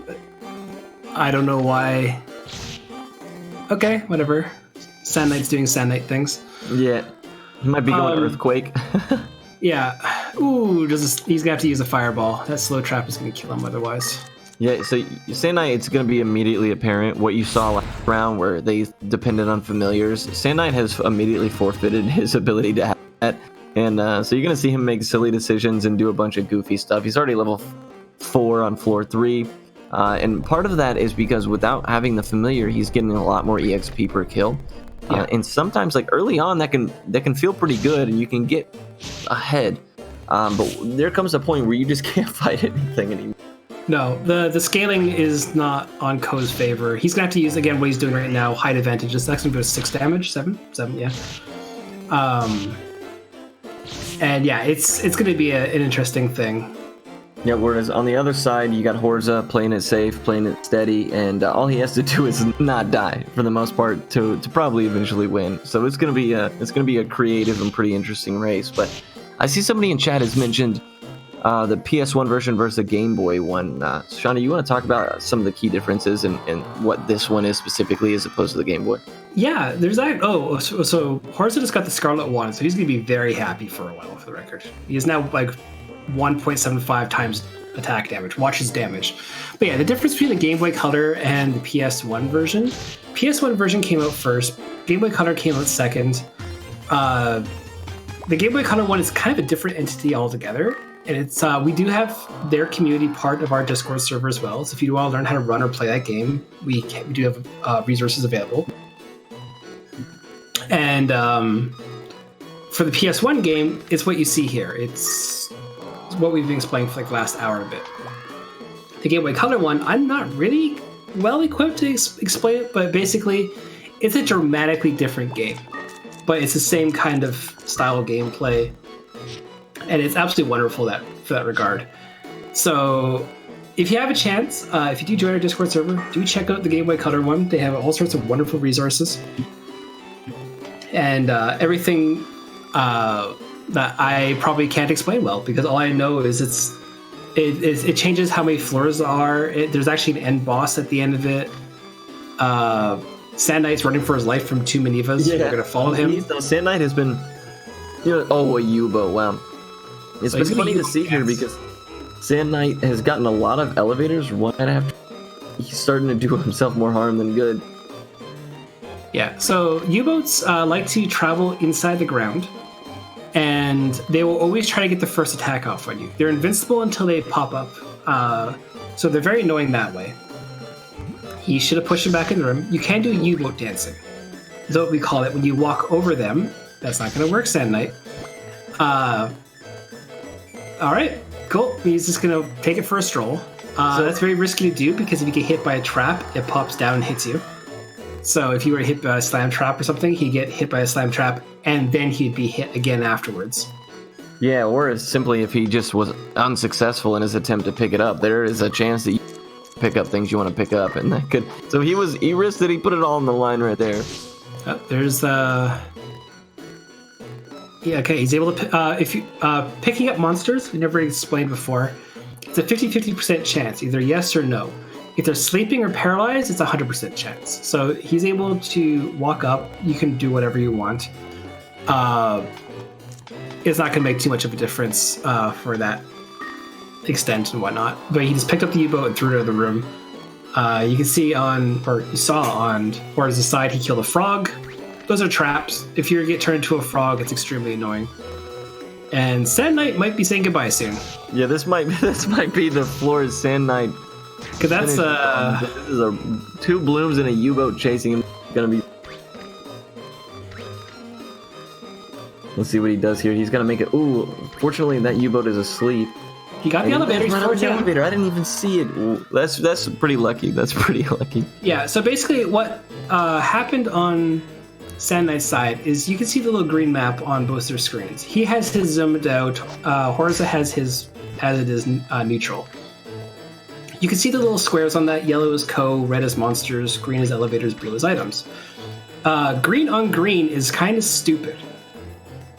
So if you zoom it out, you kind of miss it, and that's why I tend not to zoom out the maps. Yeah, sometimes the mini map is your best friend, and sometimes it's just the worst. Yeah, but the thing is, the perspective of these games, he's gonna die here. Oh yeah. Oh, that's a very lucky miss then. That should have been his death. He should throw the troll and pick up and throw the troll. Good. Wow. That is the only right move there because they will hit you at length, basically. And they are extremely annoying that way. Yeah, that's why he was. You were seeing him move in like a diagonal pattern, creating a situation where the troll didn't have a line of sight on it. And like he just got so lucky there to be able to pick up one, throw it, take a step after it already had missed him on his retreat, and then to successfully pick up the other and throw it. Like it was a whole series of. The Sand Knight is having luck he doesn't deserve to be having tonight. No, not after his last match. No. I think he should have used up all his luck for the day and then some after that Balrog Roche fruit to 40 floor climb in just over an hour. Yeah, that is it's hard to put into words just how ridiculous some of this stuff is, and Horza on the other side is not short at all on valuable resources. He's actually going over stuff, and you're just gonna see a lot of times if you hold circle, I believe it is, as you step on an item, you won't pick it up, and you can choose to examine it. That way you're not having to accidentally pick up something you don't want, go into your inventory, get rid of it, forget you have it, and miss out on something valuable later on. But those kind of things, they do matter, those small things. So those, especially in time-safe situations, they can make or break you being in a precarious situation and getting out of it alive. But Horsa, he's making pretty good pace, and he's definitely the one, if I had to guess, who is more geared toward longevity. But Sand is he's giving it his best go. Sand Knight is actually used to doing this. He actually does this quite often. It's actually kind of infuriating on how competent. There's a Griffin and 2 Volcanoes and a Dreamin', I'm pretty sure. Oh my goodness. As I say that, the Griffin itself can't die to a single fireball. He heals the damage. It's going to do basically that much damage back to him again. And he's boned. So basically, Horsa has to get to floor 12. Yep. So, yeah, there's a lull from the Sand Knight in chat. That's, and a Rise. The Griffin had to finish him with the Rise. Oh my goodness. So Sand Knight went down in style. He got styled on. Oh dear. Okay, so yeah, basically that's the reason you want to have Queenie, not only because it helps you get levels as well, is you need support. So yeah, now Horsa, I have let him know. He knows now he only has to make it 5 floors, and he's probably having a laugh to himself right now. But Sand Knight, my man in chat, that was it's always a spectacle when you get to show off glitched entry, and let's, like, we're all pretty surprised you even made it that far, to be completely honest. That troll floor was something else. Yeah, he should have died with the trolls, because if the trolls have a slightly reduced accuracy because of their bow gun, but because of that, it's you can't depend on it. But if he were to be shot by that bow gun, it would drop the troll in front of him, which then would have a turn to shoot him, and then he would have both trolls being able to shoot him at any point in time. Yeah, so he should have theoretically died there if he would have lived to that far, man. But I know that Sand Knight was probably sitting in his chair just physically laughing out loud when that took place. That was ridiculous. Yeah, Sand Knight is actually the type of guy who will just chuckle as he dies. I think he can confirm that if he's listening in on chat. I don't know. But yeah, basically, the best one I've ever seen is he got into a monster den, which we haven't seen yet, is when monsters literally rain from the sky and fill up an entire room. And he did that on floor, I think, 17 or 18, and it was nothing but pickets. And he slowly died being pecked to death. And he had the time of his life while dying. Oh, there you go. He did the U-boat glitch on his side. We found this out recently. I can't remember who. I think it probably was Baldwin or someone along those lines. You could duck under the floors that have archways. For some reason, you could run through them with momentum, and you can do this. So he is now a U-boat. And with that, Horsa is moving up to floor 10. Yep. And to be at floor 10 in 13 minutes in a race setting like this, where you're taking your time and getting pretty impressive. But he's got 2 sleeping clowns. Clowns are my favorite familiar in the game. Shawnee, you want to touch on a little bit why clowns are what they are? Yeah, so clowns are a good source of experience because it's fire versus wind. But basically, they're really, really good monsters to get because, Sand got to floor 11, right? 11 or 10. Horsa needs 12. Yeah, cool. But clowns basically are a really good source of experience. They tend to waste their turns trying to lower your level. That tends to not work most times than not. But if you fuse them into Queenie, you get double the spell level. So all of a sudden your mixture magic is just doing a ton of damage. So a lot of runners want to see a clown egg very early. And they want to fuse that to Queenie because your mixture magic, kind of like the Arachne, will get a huge boost. So I don't see Horsa losing, because between the Scarlet Wand and Queenie being healthy and the resources he has, I'm pretty sure he can easily get up 2 more floors. So yeah, Horza is in a situation where I'm sure he's. I mean, but you know, as easy as it might say, oh, he's got it, he's totally fine. Like in the blink of an eye, it can just be over. But one of the reasons you were touching on the clowns, if you get them as your own familiar, you hatch a clown egg. They have an insanely strong ranged attack. It's very safe. Does a good amount of damage. Man, the highest I ever got in the tower climb, I had a clown as my pet, and it carried me. Yeah, it basically it's the same range as the golem. When you saw that on Sand Knight's side when it's trying to attack him, it's like an 8 space range move. But the thing is, with their double magic spell as well, and it's actually not based off weapon strength or anything, you can just basically snipe anything you want and kill them, especially when it comes to the glaciers or golems. The maximums and dragons will still give you problems with upper floors, but otherwise you're fine. Yeah, it's ridiculous. But clowns, you run into them, they lower your level, like Shawnee had. Like, and that matters a lot when you're scraping together EXP in a tower climb like this. And they always lower you down one level, but it's always one experience to your next level. So when you kill them, you go back up. Also, on Sand Knight's side, you can see your sister's face is in sync to her body. That's an animation glitch, just to point that out. It also looks like her nose is growing because of her hand. So there you go. So Horza is going for style here. He's killing the volcano when he could absolutely just go up, knowing he only has 2 floors to go. Yeah, I think he's going to make sure that he has a good chunk of resources and experience and stuff like that. Yeah, he's absolutely making sure that this goes to. I'm back. What did I miss? Because on a floor 11, you can get a precarious situation, and then all of a sudden, the same knight takes it in silly fashion. Yeah, after doing glitched entry. We also actually, sorry, I should explain while we're waiting for Horza to eventually go up the elevator. We do have a couple categories. We have bookless, we have 10, 20, 30 floor climbs. We have 100%, which only has one run on it now. I'm currently working on that a little bit. And we have 2 80% categories. We have 80% grounded, and we have 80% as itself. 80% as itself is basically when you use Garuda, or if you use a balloon. If you use any of those, it goes straight to the 80%. 80% grounded world record is 39 minutes even.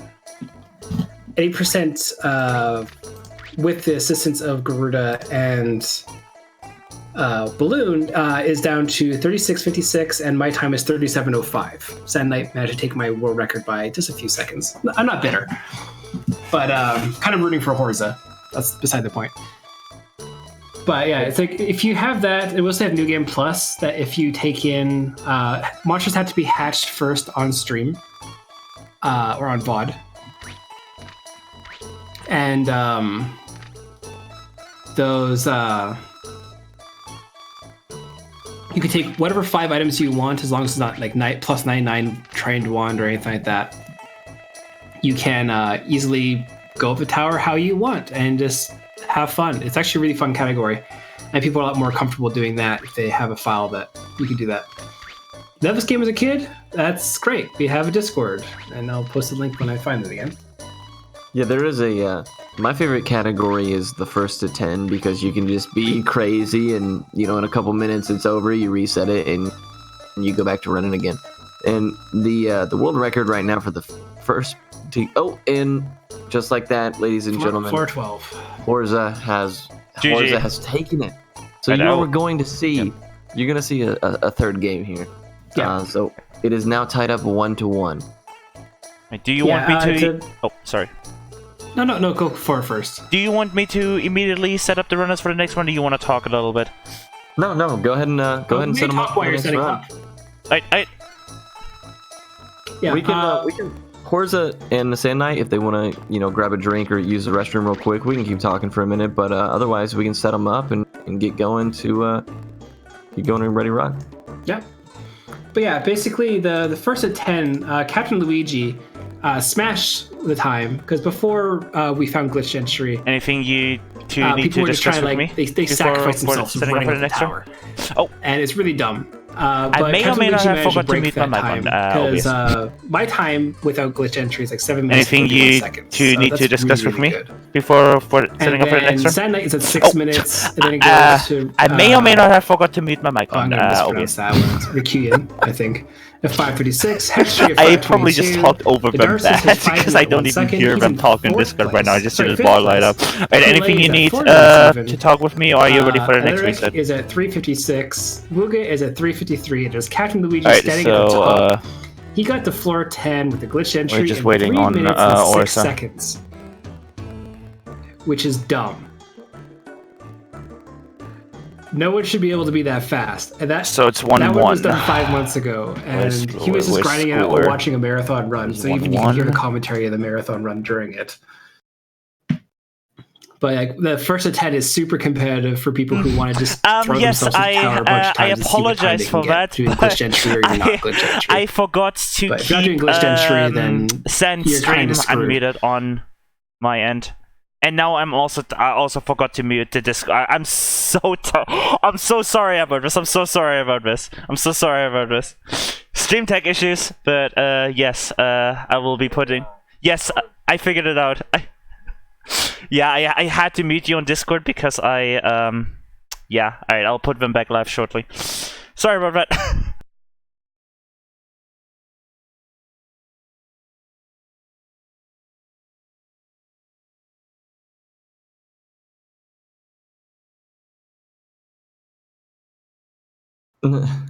No worries, man. It's all good.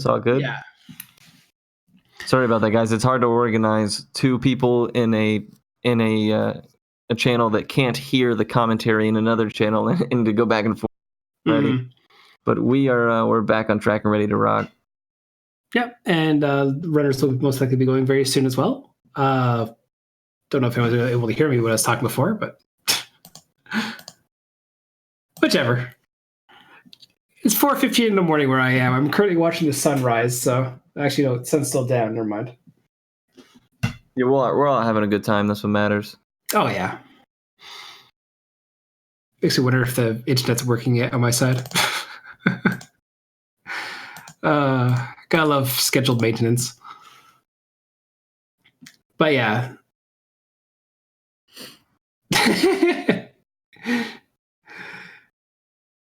Alright, I do want to apologize for that again. Go ahead, man. I do want to apologize for that again. That was just that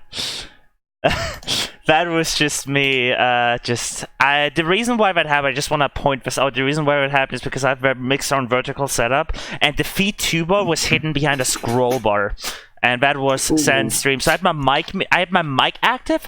I forgot to mute your Discord capture, so you were talking as well, and I was echoing on the feed. So yeah, I apologize for that. But it's yeah, good, man. So do you want me to start the next race?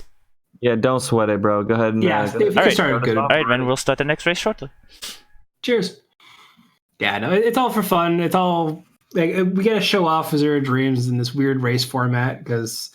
Again, despite the first race, it's not going to go as nice. And they probably will both be doing 5, 4, 3 regular entry. I doubt Sand Knight is going to bank on the glitch entry again.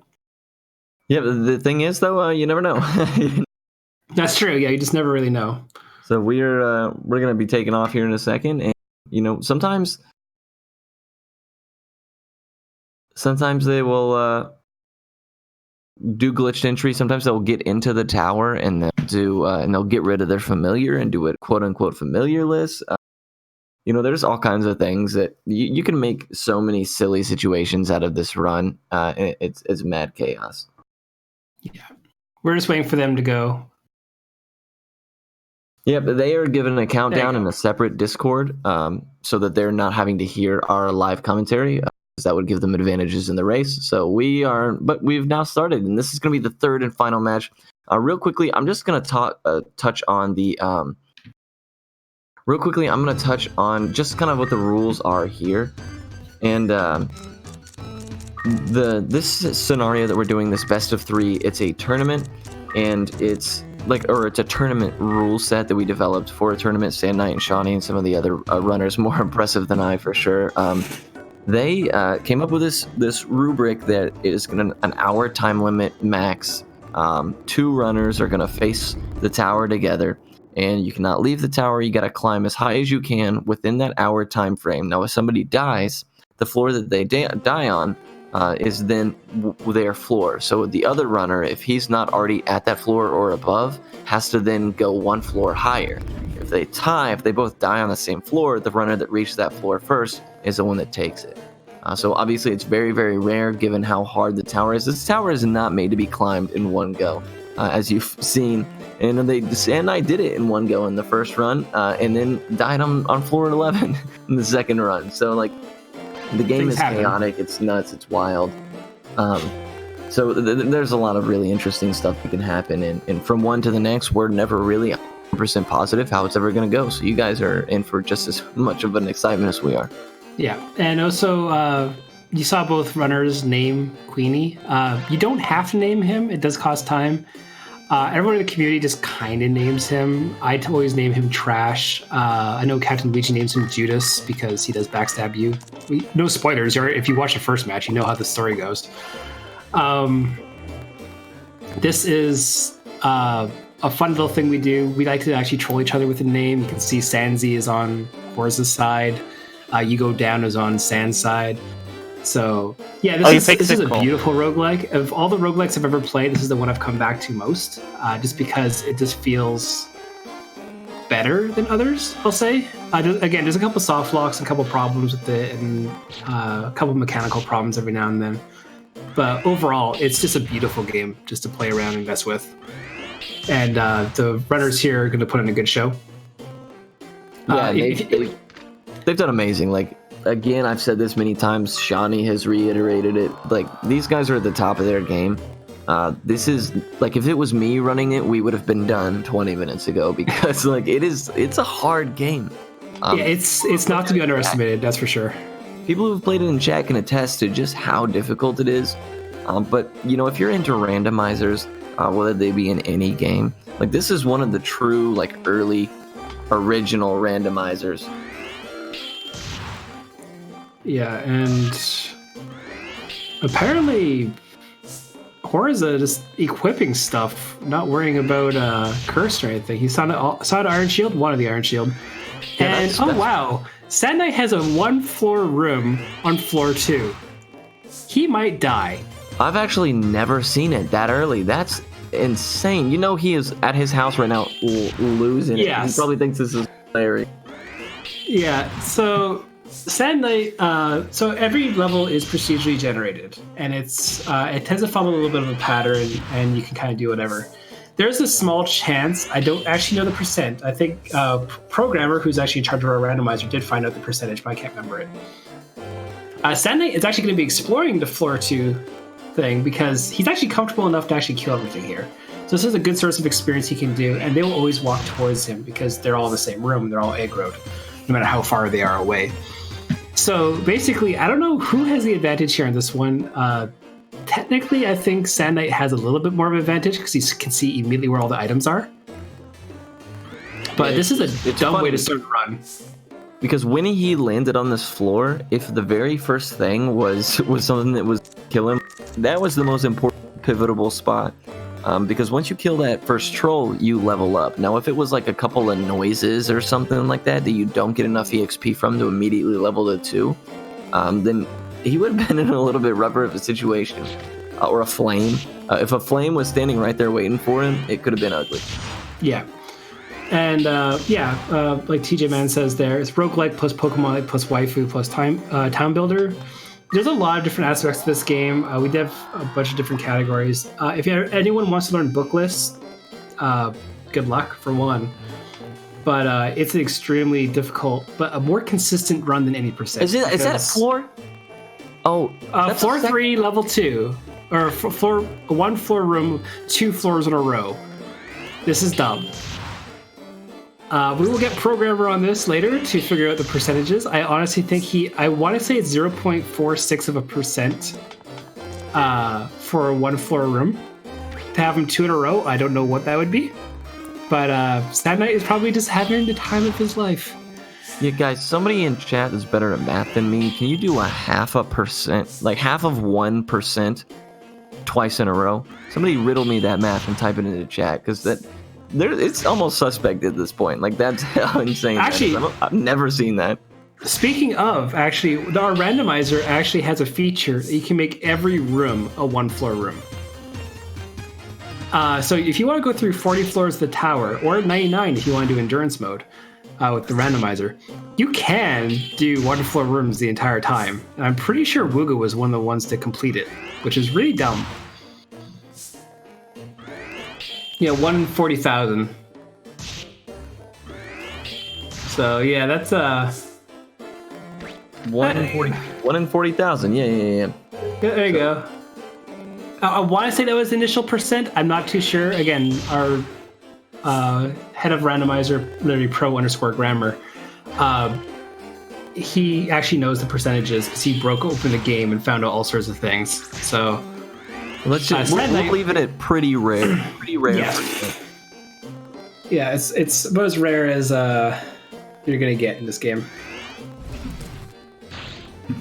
But you still no Dark Sword, so still no bookless run start. And it's hilarious because Horza on the other side has no idea, and he's just going about things as normal. And Sand Knight's taking his sweet time picking up every item immediately available to him and easy for him to track down. Yeah, well, he's able to, though. That's the thing. He knows where all the items are on the floor, so he can just go check them out. Yeah, the worst thing that's going to happen to him is come across a flame, which he can two-shot. So he's in the ideal position to get some experience and check all the items on the floor.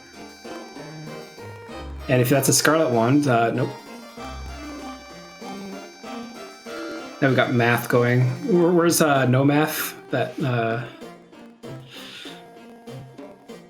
Omega's no math. Oh yeah, no. Sand Knight is way too happy when things go wrong on Azure Dreams towards him, and I can guarantee you, in this case, he's just going to be super happy in general about. Is there going to be a third one? No. Okay, this is actually a normal setup. Yo, if there was a third one, I would have put in some suspect claims at that point. That would have been too much. Actually, to prevent people, I can actually say this as well. It's known to the people who do the randomizer, but not to the people who don't do the randomizer. We actually edited the game data, so you can't use the randomizer to do an any percent run. The second you pause the game, it says here on Horza's side, it's showed very briefly, it said Tamer under Ko's portrait. The randomizer has that set to runner. So at any point in time we see runner, we know it's not being played on the ROM or console. So that's our backup for making sure that people can't exploit the randomizer that we have to get world records and stuff in categories by memorizing the tower. Because you can actually have seated towers now, which is insane. So yeah, it's a small thing, but then there you go. I think that's a Scarlet One on Horza's side. He's one-shotting flames now in a hit. Yeah, so he's in a couple. Well, now they're neck and neck. You would have had no. Sand Knight had to start. He did, but it just goes to show you how chaotic this game is. And even though they're both in completely two separate situations with different resources and different floors, obviously, that they're pretty much right back to where each other is. And that's just the nature of this game. That's why it's always engaging and entertaining to watch, and all the tournaments are so hilarious because it just be like that, True, Fantasy Unicorn, but the thing is, our community is pretty lenient when it comes to suspecting people and stuff like that. Like, we're all just good friends. We all have memes and fool around. Cornhusker, if I love your username, by the way. You love this game. We do have a Discord. I'll post that again. Feel free, if you're just a casual fan, if you want to learn how to speedrun, if you're interested in the Game Boy Color version, or if you want to see when we post stream announcements or do tournaments, that's there. No, very few people actually beat this game growing up. Like, it is a very difficult game, and what they're doing, they're both on floor 5. Once they get to floor 6, they're going to enter the water set of floors. What are you doing, Horza? Don't throw Queenie outside the room. That's dumb. But yeah, a lot of people didn't beat this game casually because if you lost your equipment Like the upper floors, like you shouldn't be able to duke it out with a lot of the monsters there. And it's scary. But this is the final floor they're going to be exploring for items, because on floor 6, when they enter the water floors, their fire damage is going to be basically useless for the next 4 or 5 floors afterwards. So they're going to try their best to get the resources they can on floors 2, 3, and 4, and 5. And then from floors 6, 7, 8, and 9, they're just going to try to find the elevator as soon as possible. Or co-op traps in potentially Sand Knight's case in there. Oh, I never actually pointed out as well. There's an opportunity you can see people do not equip the Scorched Shield, Horza. You're going into the water floor soon. That's dumb. There's a very small chance of people finding like really rare items and stuff like that when you're going up the tower, and you lose them when you die, like thus roguelikes and stuff like that. Your monsters always stay the same level, and you're right, Soul Scorcher. After X amount of trips, there'll be a breeze for your familiars high enough. Not all familiars are worth it, though. And also, getting up to a high level with a familiar is inconvenient and annoying, and you always have to have an MP recovery in order to get up there. So,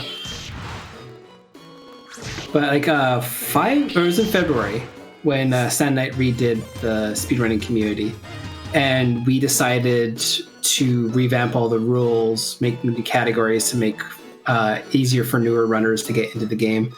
And now we're sitting at like 240 members or something in the Discord server. We're doing speed gaming tournaments. We're here at this marathon, and it's dumb.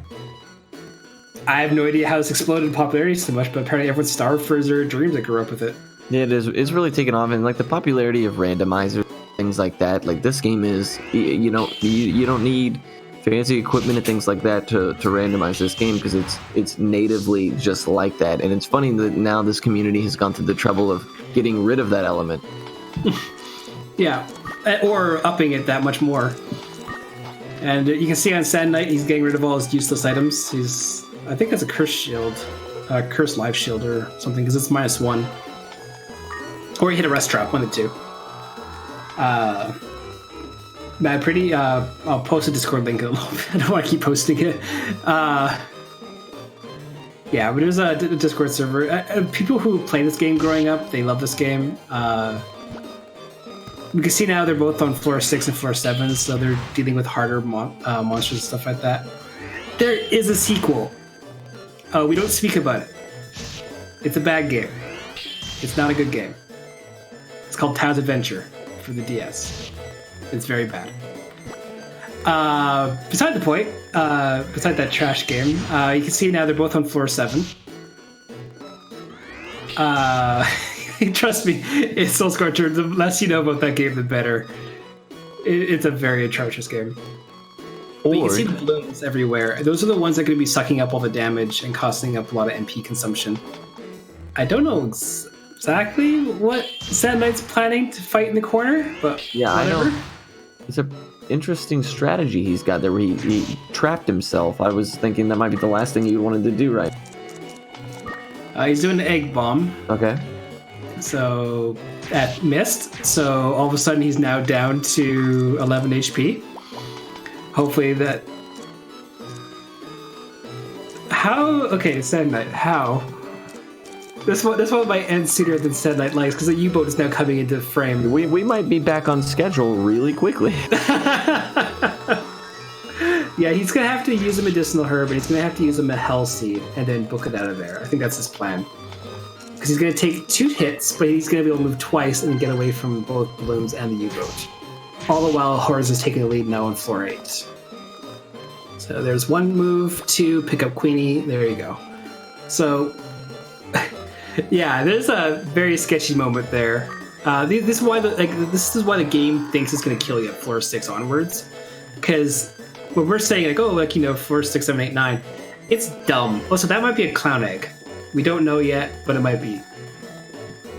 But every time you see those damn flowers or U-boats, you're gonna. And there's an egg also on floor 8 for Horza, so they both have a floor 8 egg. Yeah, and the opportunity to get a clown is so valuable that I think both of these runners are probably in their head right now thinking it might be worth it to hatch this one. Oh, I think I know why Sand is playing on emulator. It's because the load times would be the same, and because his PS2 has fast load on it. So he might be playing an emulator just because it's... Oh, wow, all the blooms. Ooh, that's a lot of blooms, man. Blooms are a nasty creature. They just soak up so much damage. And Queenie is going to die in one more hit if Sand Knight... Oh, my goodness. Speaking of being on time schedule... No! Okay, then now he's Queenless. He's just going to go... And there's a U-boat right in front of him as well, so he can U-boat dance that one away. He's got to take a hit no matter what he does, so there you go. Yep, but he is technically in the lead. He's now on floor 9. Yeah, he is making that was a brave... He's making a couple of hilarious decisions. Very brave. There's a lowdown from the clown. Is he levels 5 now? Nope, it missed. So he's going to return with the fireball there, and he's going to get rid of the clown, possibly get a level, because he's now double experience. There you go. This game is so punishing. Like okay, the floor 40 climb in the first round, like we said, is not normal. This is the kind of punishment that you normally get. No matter how good a runner you are, the tower will kill you eventually. We had a couple people come into the Discord server, I think a week ago, and someone was like, "Oh, you guys must be so good at running this game." I'm like, "Nah, we just refuse to die." Like that's the best way to look at it. We don't really have a strategy. We just try not to die in creative ways. That is speedrunning this game in a nutshell. I got nothing else to say about that other than, nah. But basically, I never want people to feel bad when they lose runs with this game. Have a good laugh about it. Laugh how stupid the tower has been to you, and stay positive. Because there's going to be a lot of failed runs if you try to do 80%, like the full 40 floor climb. It's really annoying, but it's really fun.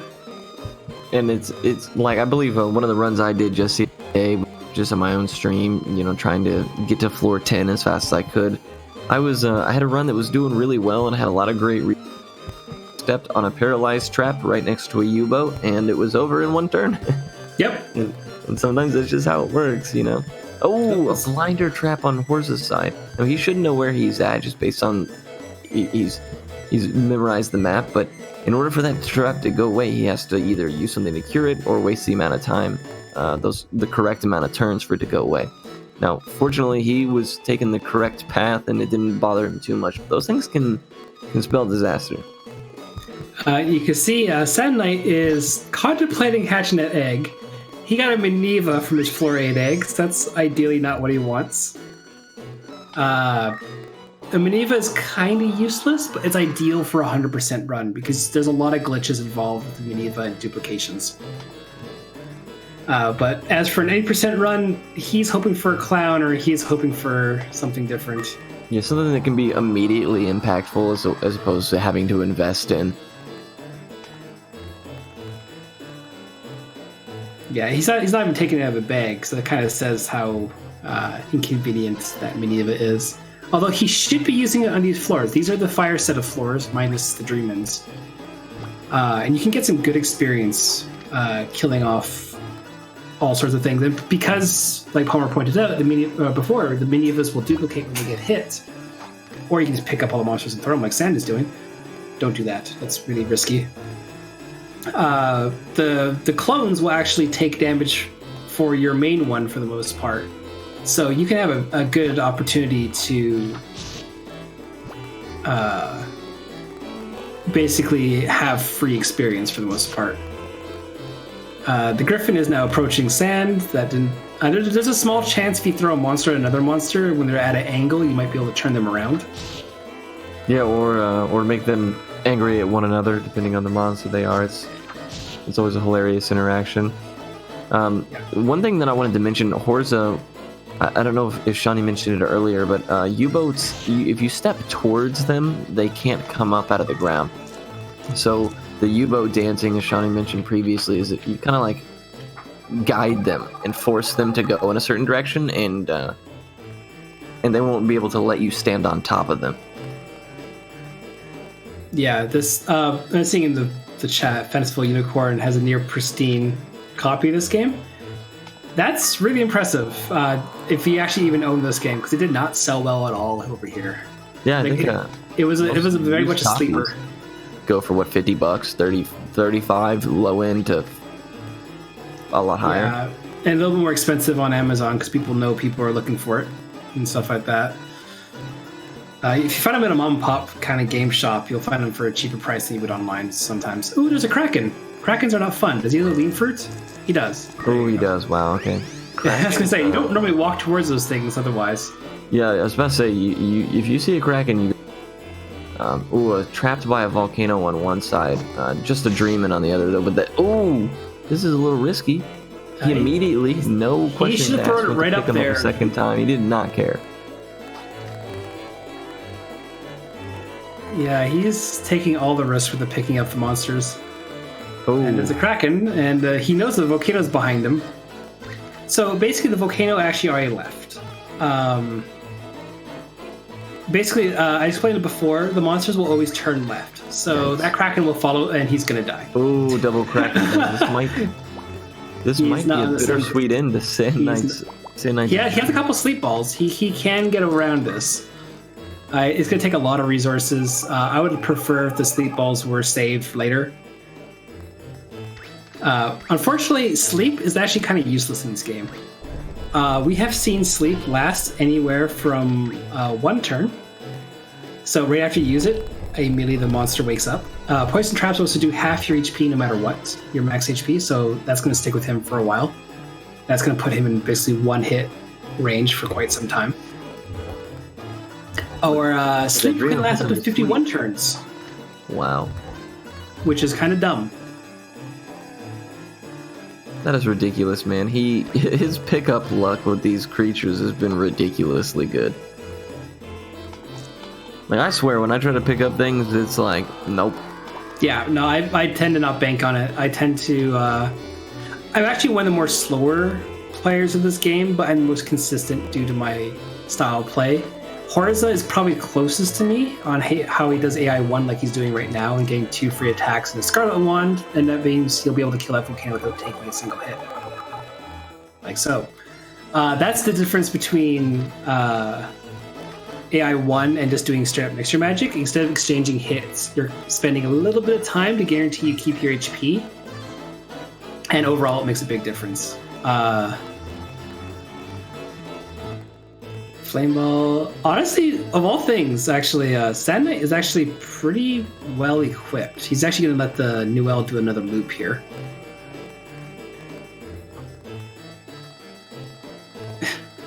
Yeah, Sleep and Paralysis both have a chance of wearing off after 1 turn, which you should be happy about because they can both affect you as well.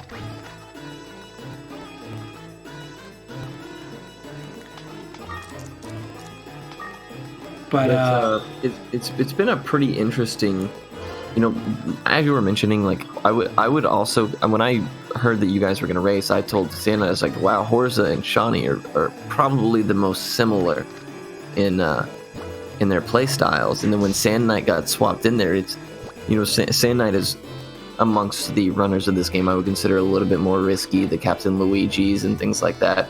Yeah, and Horza, I remember him explicitly coming up to me when he first joined the community. He's like, what the hell are you doing on stream? I'm like, it's AI 1. He's like, can you do a tutorial on that? And I ended up doing a bunch of resources for the community. And he's one of the runners who just absolutely just took to it, and he loves it. And there's also one other mechanic we haven't talked about, which never comes up. What Sand Knight is doing, he's changing the Newell to Wind Elemental, then killing it with a fire, so he can actually have a free path. But there's also shoving. You can shove monsters in this game if they're not super heavy like blocks, and you can just get that slight distance. Like if something's staying on the elevator and you're not, you can shove them off the elevator, take the hits, and then use the elevator so you can survive instead of trying to fight.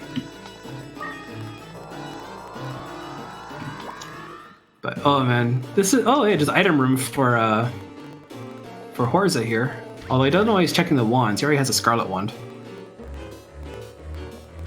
Yeah, so the Scarlet Wand, I don't know if we touch on just how potent it is, but it adds I believe, a 25% increase to damage for being a wand, and then a 25% increase on top of that for being the correct corresponding element.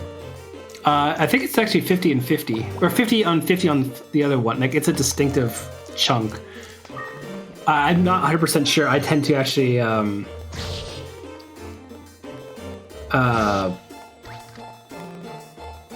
not 100% sure. I just tend to play the game. Yeah, like I don't.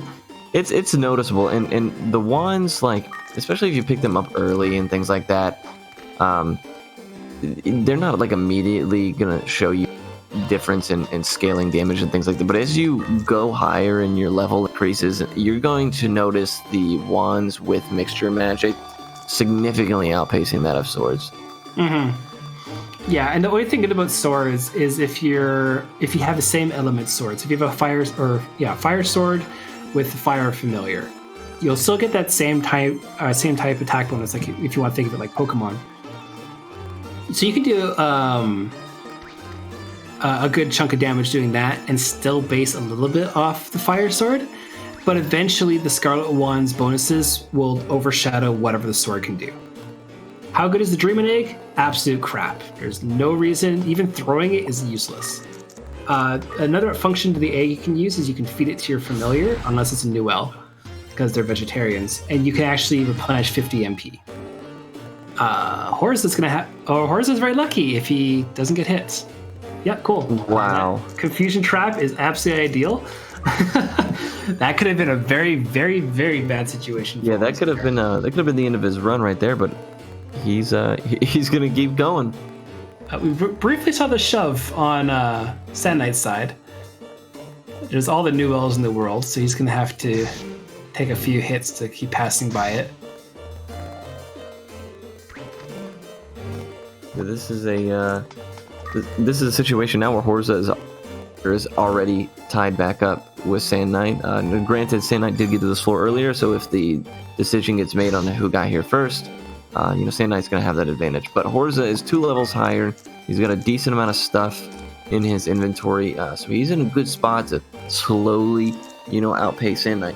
But Sand Knight, I mean, the resources of both these guys right now are nothing to laugh at. Sand Knight has a lot of really, like, the sleep balls and the things that paralyze and stuff like that, as opposed to having to outright kill an enemy. Those ones that just inflict ailments that can slow them down or give you a turn to escape, those become really, really worthwhile as you go. So it really depends on, like, if you have what you need. But Sand Knight right here is in a pretty precarious... I cannot believe he picked that up. That is if nuts. he uses the Holy Bell now, he'll be fine. He should use the Holy Bell there. Do it. If he drops, does he get it? Well, the thing is, yes. Okay, now he's dead. Oh!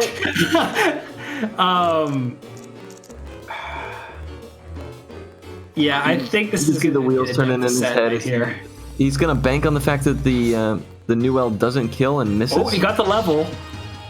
Okay. Well, he picks up the damn troll. Oh my goodness. Sand Knight, what the heck? Yeah, if he were to use the Holy Bell, he can actually wait. He should really use that Holy Bell. Oh my god. Sand Knight, I know you're not listening, but come on, man. Because the thing is, they all leave the room, and they'll leave him. Okay.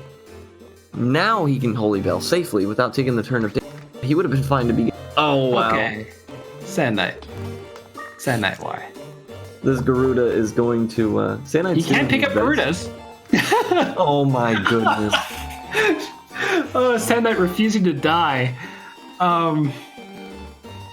Where is that elevator? He must picked up this mini. There's the elevator. He made it off floor 15. That is stupid. What? Oh my god. Okay, to explain what we're talking about the Holy Bell. The Holy Bell, when you use it, will make every monster leave the room. And also, Sand Knight's now in the lead if he gets to the elevator.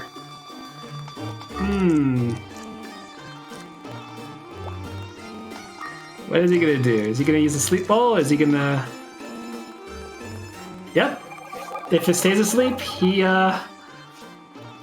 Darcis, one of our one of the original runners of this game, actually is known for picking up monsters and always somehow managing to do it. It's really dumb. Yeah, it is. I believe it's a true 50-50 pickup creature able to be picked up. It's a coin flip every single time he's doing that man just got about 9 coin flips in a row when it mattered the most. So that is pure RNG, and he's way on the elevator. There's no reason. Okay, there is one reason to use the Dreaming Egg. That is if you were to hatch it and use AI 1, but instead of attacking, you would try to put the enemy to sleep. Problem is, enemies resist spells based on what level they are. So if you are... Yeah, exactly. He's having all the RNG with that one, the 9 coin flips and the 2 room floors. Everything that's happening...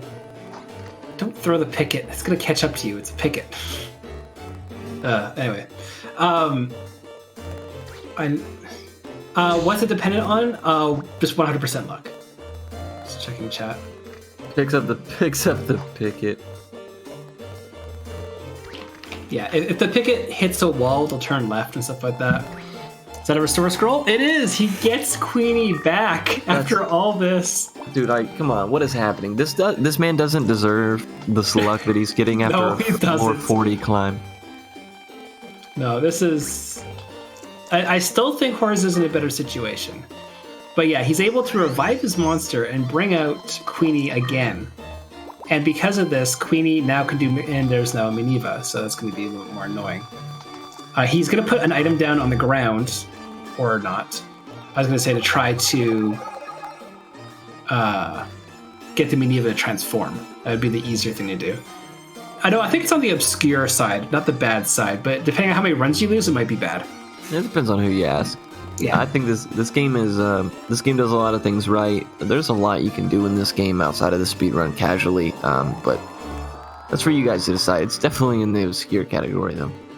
Yeah, and yeah,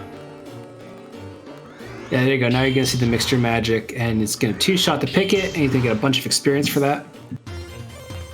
Horza actually in a position where he was man enough to just go toe-to-toe with the Garuda, just fight him straight up, which it just goes to show the kind of level he's at, right?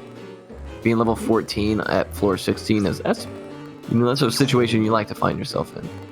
That picket hitting that fireball. Hopefully that was an empty one, and there's Arachne now chasing. Oh, he just left before it decided to get aggroed. Wow, that was really, really useful. Why are you gonna fight this? You're level 12. That's, yeah. So the Arachnes on these floors are actually at half attack power. If you ever use a Hazak Herb on them, have fun. You're gonna die. Because Hazak Herb will restore their double attack power, so they'll be doing like 40 damage to you. I don't agree with them being this early in the tower, but whatever.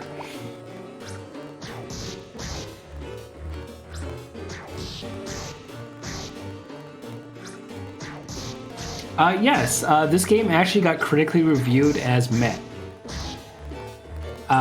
Mainly because people, when it came out, just weren't impressed with it. And that's perfectly fine. It's an opinion, but it just didn't sell well, didn't review well, but the people who played it loved it. So, and that's a Minerva. That's a double scroll. One of them is a Minerva. So pick up the sword, throw it, and see which one's real. So there you go. Pick up the scroll, and leave the Minerva on the ground. Don't throw it at Queenie. Good job, Horza. So Horza's on Sand Knight's tail. All 3 of these races actually have been very tight. Even Sand Knight doing the glitch entry and stuff like that. That picket over there is the one who has the fireball that Sand Knight wants.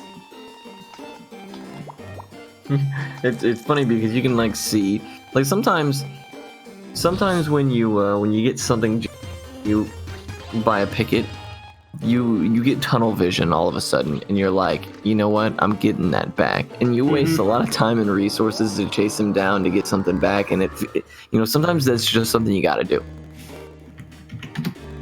Yeah, and Sad Knight now hitting the half point to the tower to answer the question in chat. There's 40 floors. Floor 1 and floor 40 are always the same in the any % one entry part. But after your second entry into the tower, floors 2 and 40 will always be the same. One will have 3 different variations that you'll go into. So there's a difference on that one. Unfortunately, our runners will not be leaving the tower at any point. No, if they do, they lose. Or they forfeit where they are, basically. Then if let's say if Sand Knight were to leave the tower, that means Horza would have to get the floor 21 to get the last point. Double B Dog, Paralysis Wand. I don't know if he can survive that one. He probably has to use a couple spell balls on that. That's unfortunate because as you get higher up, you obviously want to spend less time on each floor because they're more dangerous. So getting rid of like the really solid removal when you don't have to, a lot of thought goes into getting rid of and using those spell balls because you want to use them for the situations where you're not going to be able to replenish them and find things for the floors higher up. But at the same time, when it comes down to it and you have the resource, you're gonna die. You just got to do what you have to do to get to the next floor. Yeah. And the thing is, if you have resources, you don't use them and you die, you're playing it wrong. Use whatever you can to survive as long as you can, and hopefully you find resources that replenish your resources. That's the way I tend to play.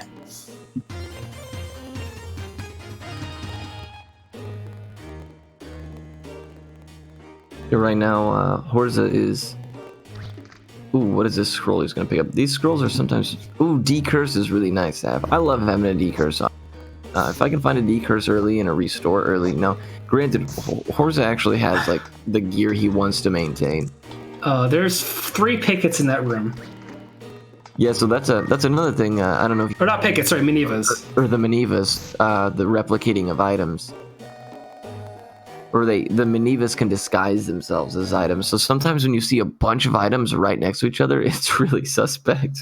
Especially when there's one item on top of the elevator, because that means it's guaranteed to... So what's happening here is he did not throw the Aleem Fruit. The Aleem Fruit, if you throw it against a transformed Maniva, will actually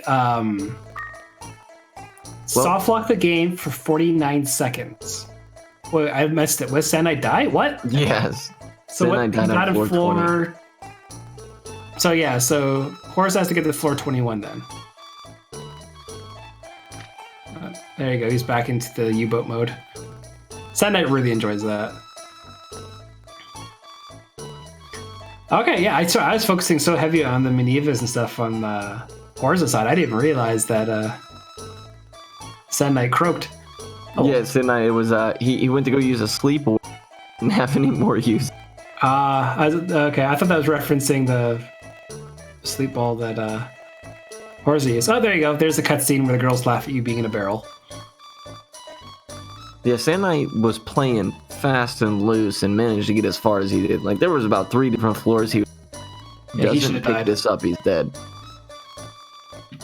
Yeah, and that's the difference. Like, you can... I'll post a Discord server just as a plug again, because we're going to be wrapping up most likely quite soon. Because no matter what, the 3rd match is over at this point. But like when it comes down to it, though, is Floor died on Sand 20, didn't he? Chat can confirm, or Palmer can. Yeah, 20. Okay, cool. So yeah, we're getting there. But all the runners of our Discord, everyone plays drastically different. There's no 2 similar playstyles. Some of us only use like pure mixture magic. I tend to use AI1. Horus is also an AI1 user. Some players will just do straight combat and stuff like that based on what they're comfortable with. And there's no real wrong way of playing the game. And like Full Featureitis, she's actually very accomplished in dodging the enemies. She actually tends to avoid combat pretty much altogether. She'll rather go the long route and avoid combat than she would to fight most monsters, unless she has the resources for a quick one-shot kill. Yeah, there's you got the people like Captain Luigi's, the Dom, things like that, who just, especially in tournament settings, they're there to put on a show.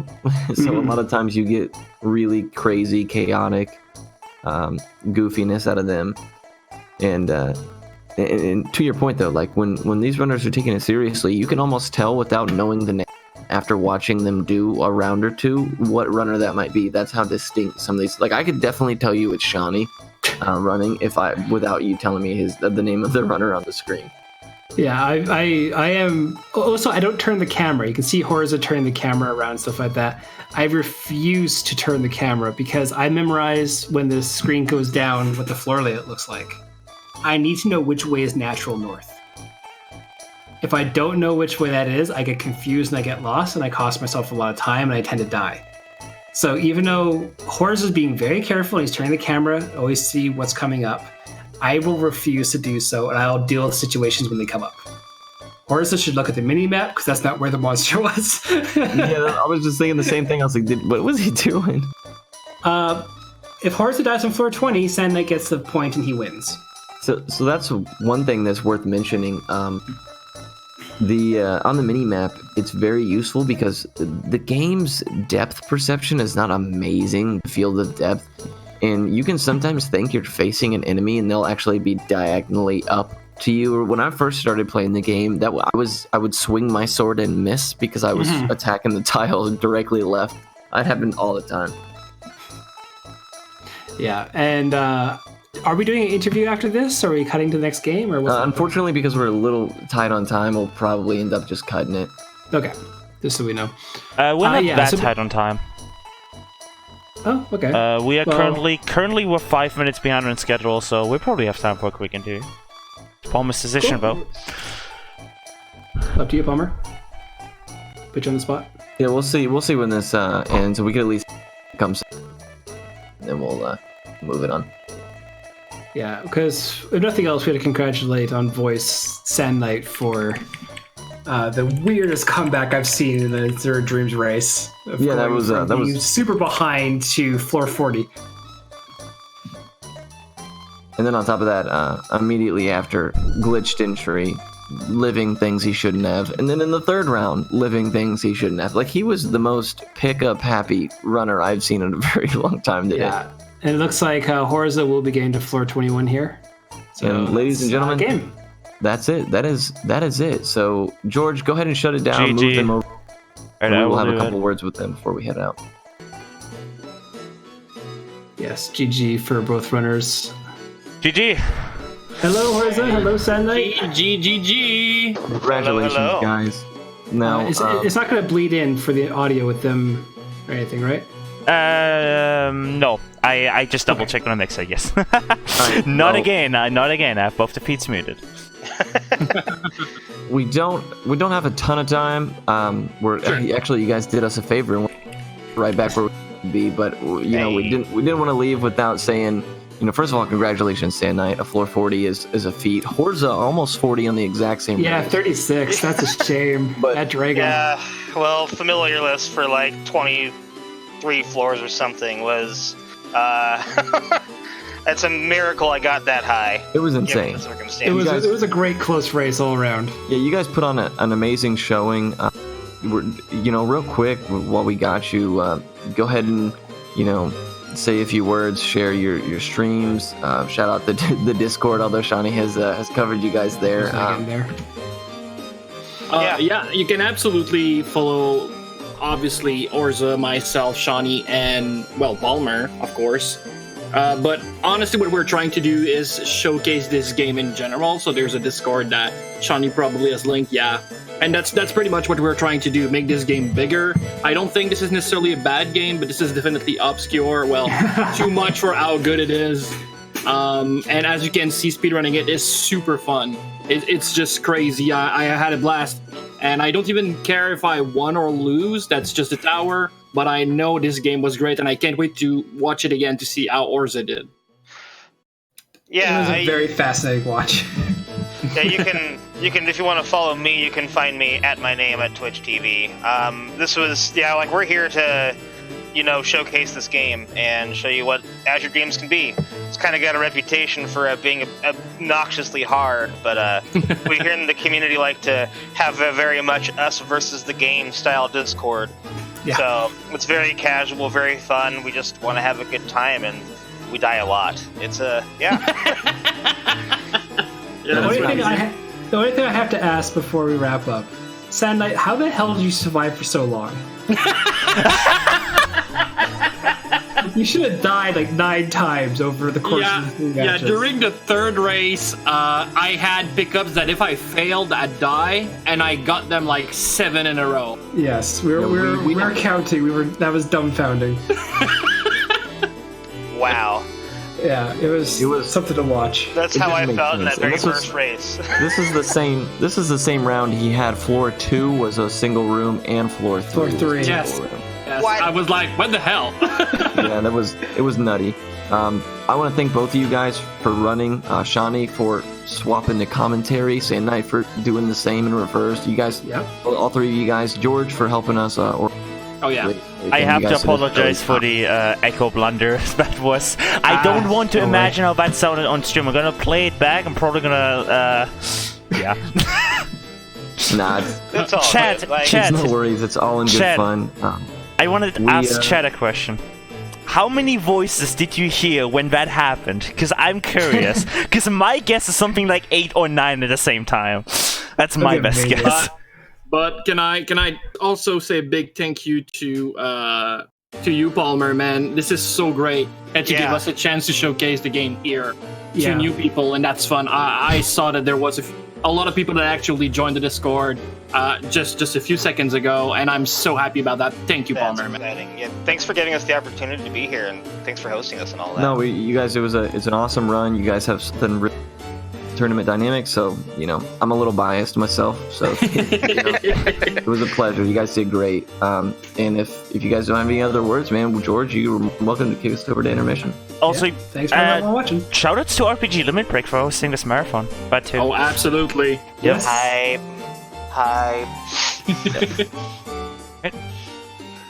All right, bye everyone. Bye. Have a good time, everyone.